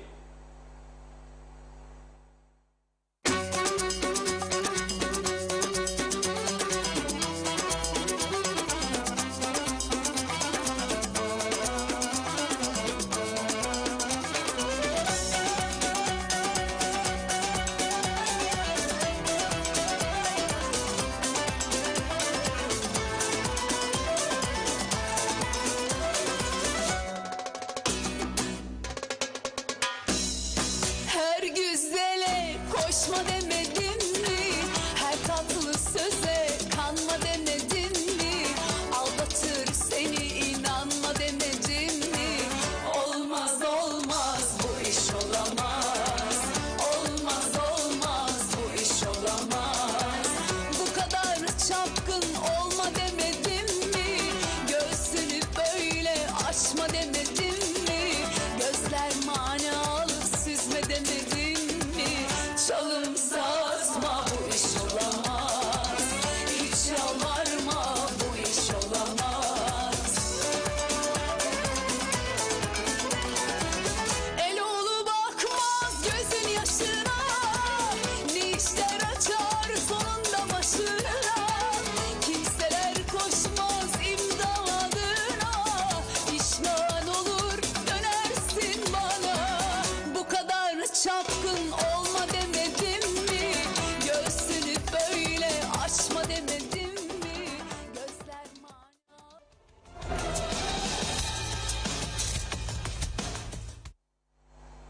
Evet, şarkı da işte öylesine denk geldi. Diyalog Gazetesi'nin bugünkü manşetine denk getirmek istedik şarkıyı.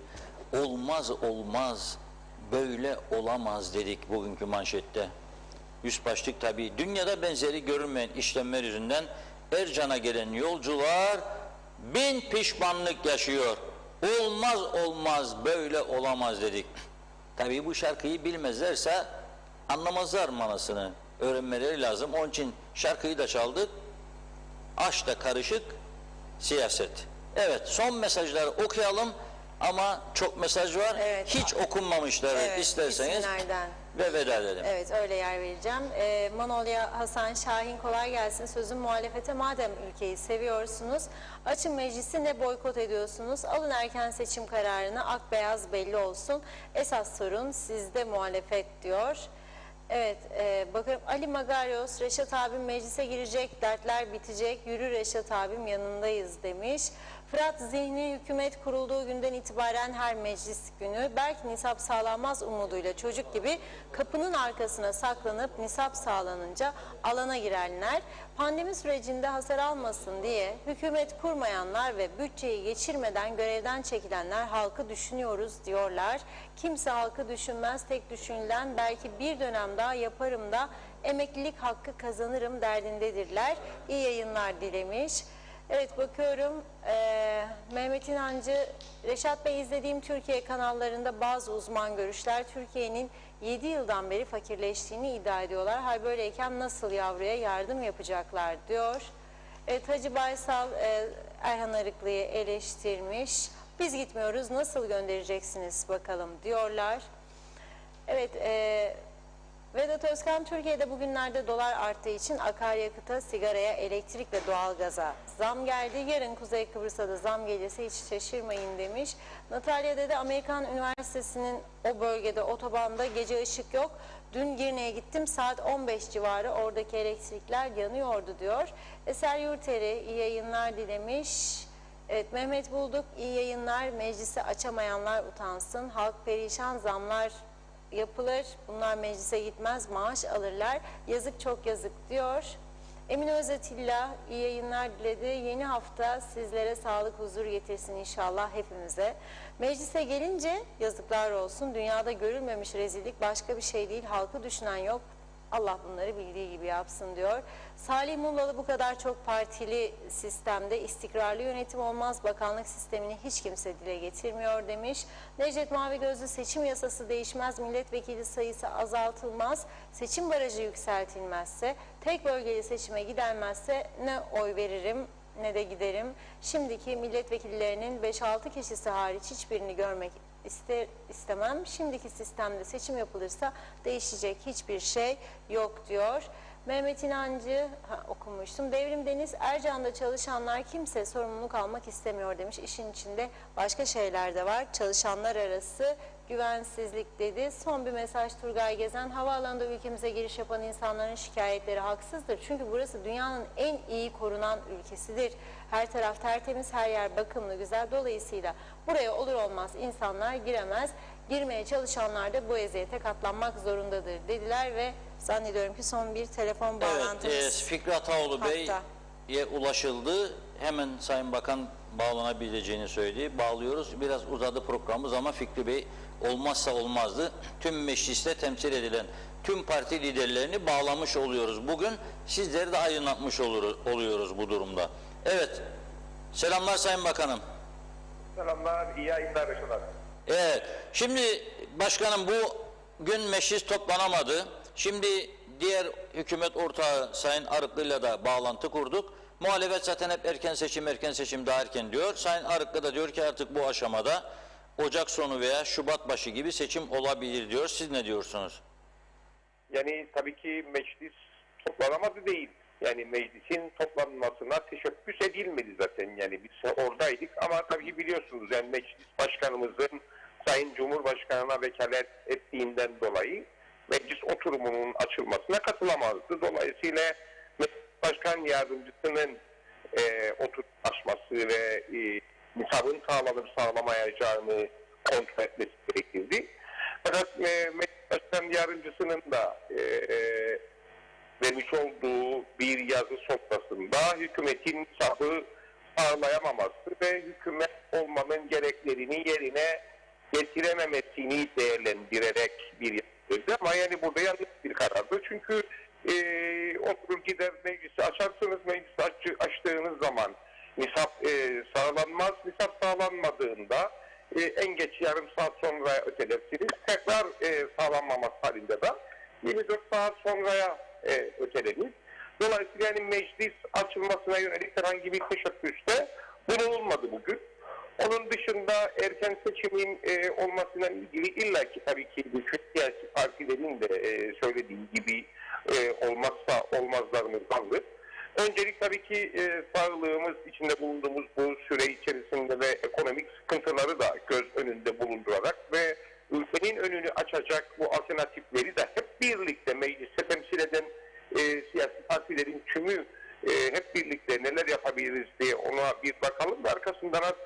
en uygun tarih ne zamansa ne günse o tarih üzerinde biz de mutabık olmaya hazırız. Yani erken seçim bir an önce olsun, bitsin yani bu olay. Onu çok rahatlıkla ben söyleyebilirim. Biz de zaten Demokrat Parti olarak erken seçimin en erken bir tarihte olmasıdır bizim isteğimiz. Ama az önce söylediğim gibi tabii ki içinde bulunduğumuz bu pandemi dönemi ve ekonomik sıkıntıları da göz ardı etmeden o şekilde hareket etmemiz gerekir. Ama erken seçim kaçınılmaz bir seçimdir. Yani Nisan öncesinde olabilir mi sizce de? Yani söyleyeyim yani bu bir an önce olursa. Ama yani benim işime her zaman geçmişte de ben bunu söyledim. Yani siyasi parti olarak benim işime böyle gelir diye böyle hareket etmemem gerekir. Yani ülke ekonomisini ve ülke sağlığını düşünerek hareket etmemiz. Ama yani seçim erken seçimse eğer konumuz, evet erken seçimin bir an önce olmasına biz de Demokrat Parti olarak çağrımız bu doğrultudadır. Hazırsınız buna. Ben az önce Ercan'dan bir görüntüler yayınladık. Orada gelen yolcularla röportajlar. Sizi yakalamışken sorayım. Bir ada pas vardı. Yetmedi. Şimdi bir de forum isterler. Forumda bir ara sorular. İniyorlar Ercan'a 4 tane 5 tane makamdan geçiyorlarmış. Anlatıyorlar. Herkesin elinde bir dosya evrak yüklü. İnanılmaz bir şekilde kamu sınavına girer gibi geliyorlar ülkemize artık. Bu sizi rahatsız etmiyor mu bir Turizm Bakanı olarak? Tabii ki yani bu olay daha önceden uygulamaya girecek bir olaydı ve o günlerde bizim Adapas'la ilgili hazır olduğumuza yönelik bir soru sormuştum ben. Ve eğer hazır değilsek bir müddet hazır olacağımız tarihe kadar bunun ötelenmesini talep etmiştim ve bu doğrultuda da ötelenme olduydu. Ama bugün eğer dün uygulamaya girdiyse burada biz Adapas olarak gelecek olan yolculara o kolaylığı sağlayacak bütün imkanları sunmamız gerekir. Yani bunu ben geçmiş dönemde de ülkeye girişlerde çift aşılıların yine gelmeden önce PCR yapılıp PCR yaptıktan sonra ülkeye girişte de PCR olayı da antijen olayı istenirdi. Ben kendim yurt dışına gittiğimde ve resmi bir ziyaret olmadığından dolayı VIP'yi kullandım. Normal salondan gezdim. Türkiye'de PCR'ımı yaptım. Uçağa o şekilde bindim. Fakat buraya geldiğimiz zaman günlerden pazar akşamıydı. Buradaki antijende sıkıntıyı ben kendim yaşadım. Oturdum orada izledim.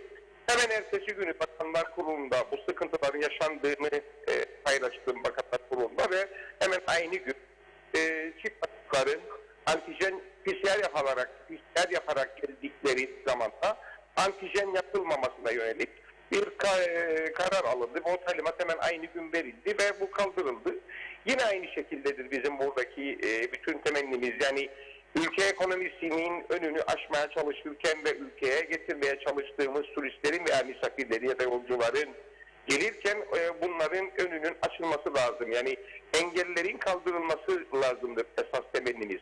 Yani bugün dünya çapında bir araştırma yaptığımız zaman ve hatta bizim kendi arkadaşlarımızın yurt dışına gittiklerinde çok daha kolaylıkların sağlandığını da görebiliyoruz.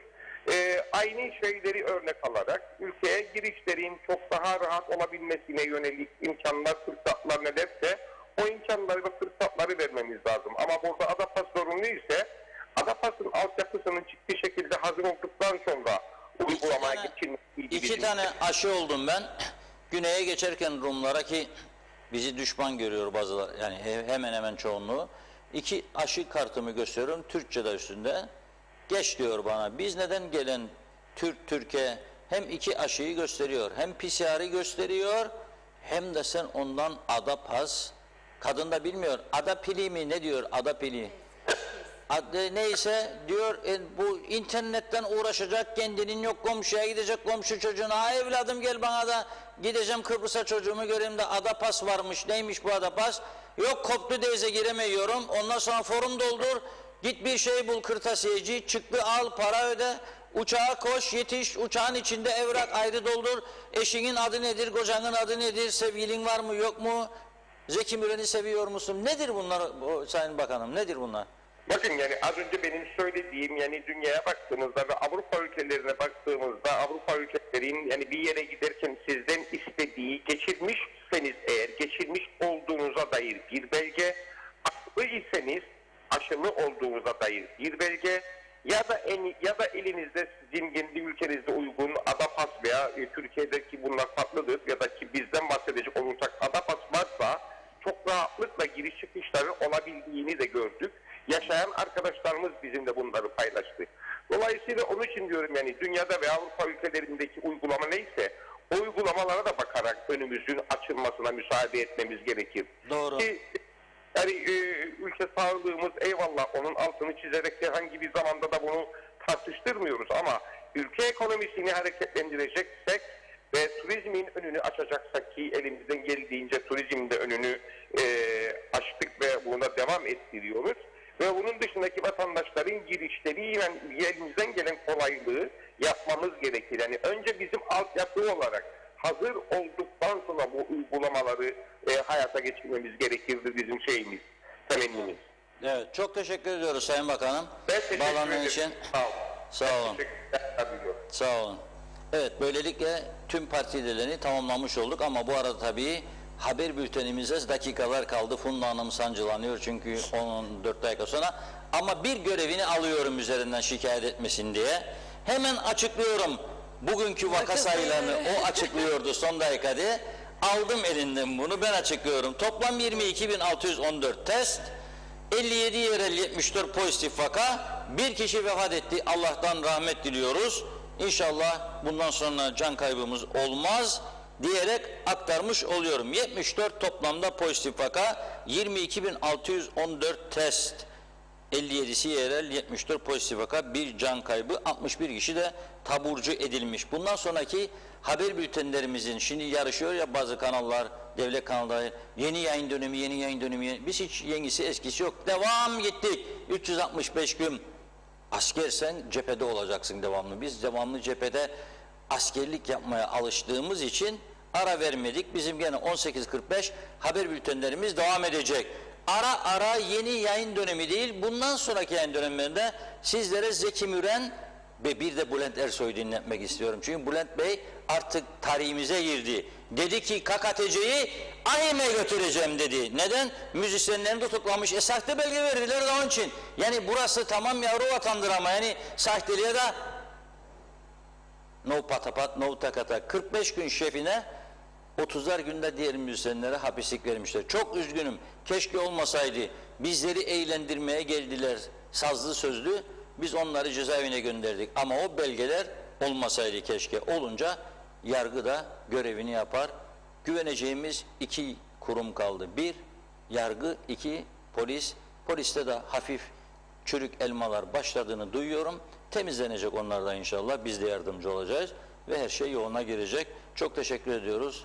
Hoşça kalın diyoruz. Biz de size teşekkür ediyoruz. Her zamanki gibi sevgili izleyenler, Gündem Özel programımızın sonuna geldik. Birazdan Ana Haber Bülteni'nde ben sizlerle birlikte olacağım. Yeniden görüşünceye dek hoşça kalın diyeyim.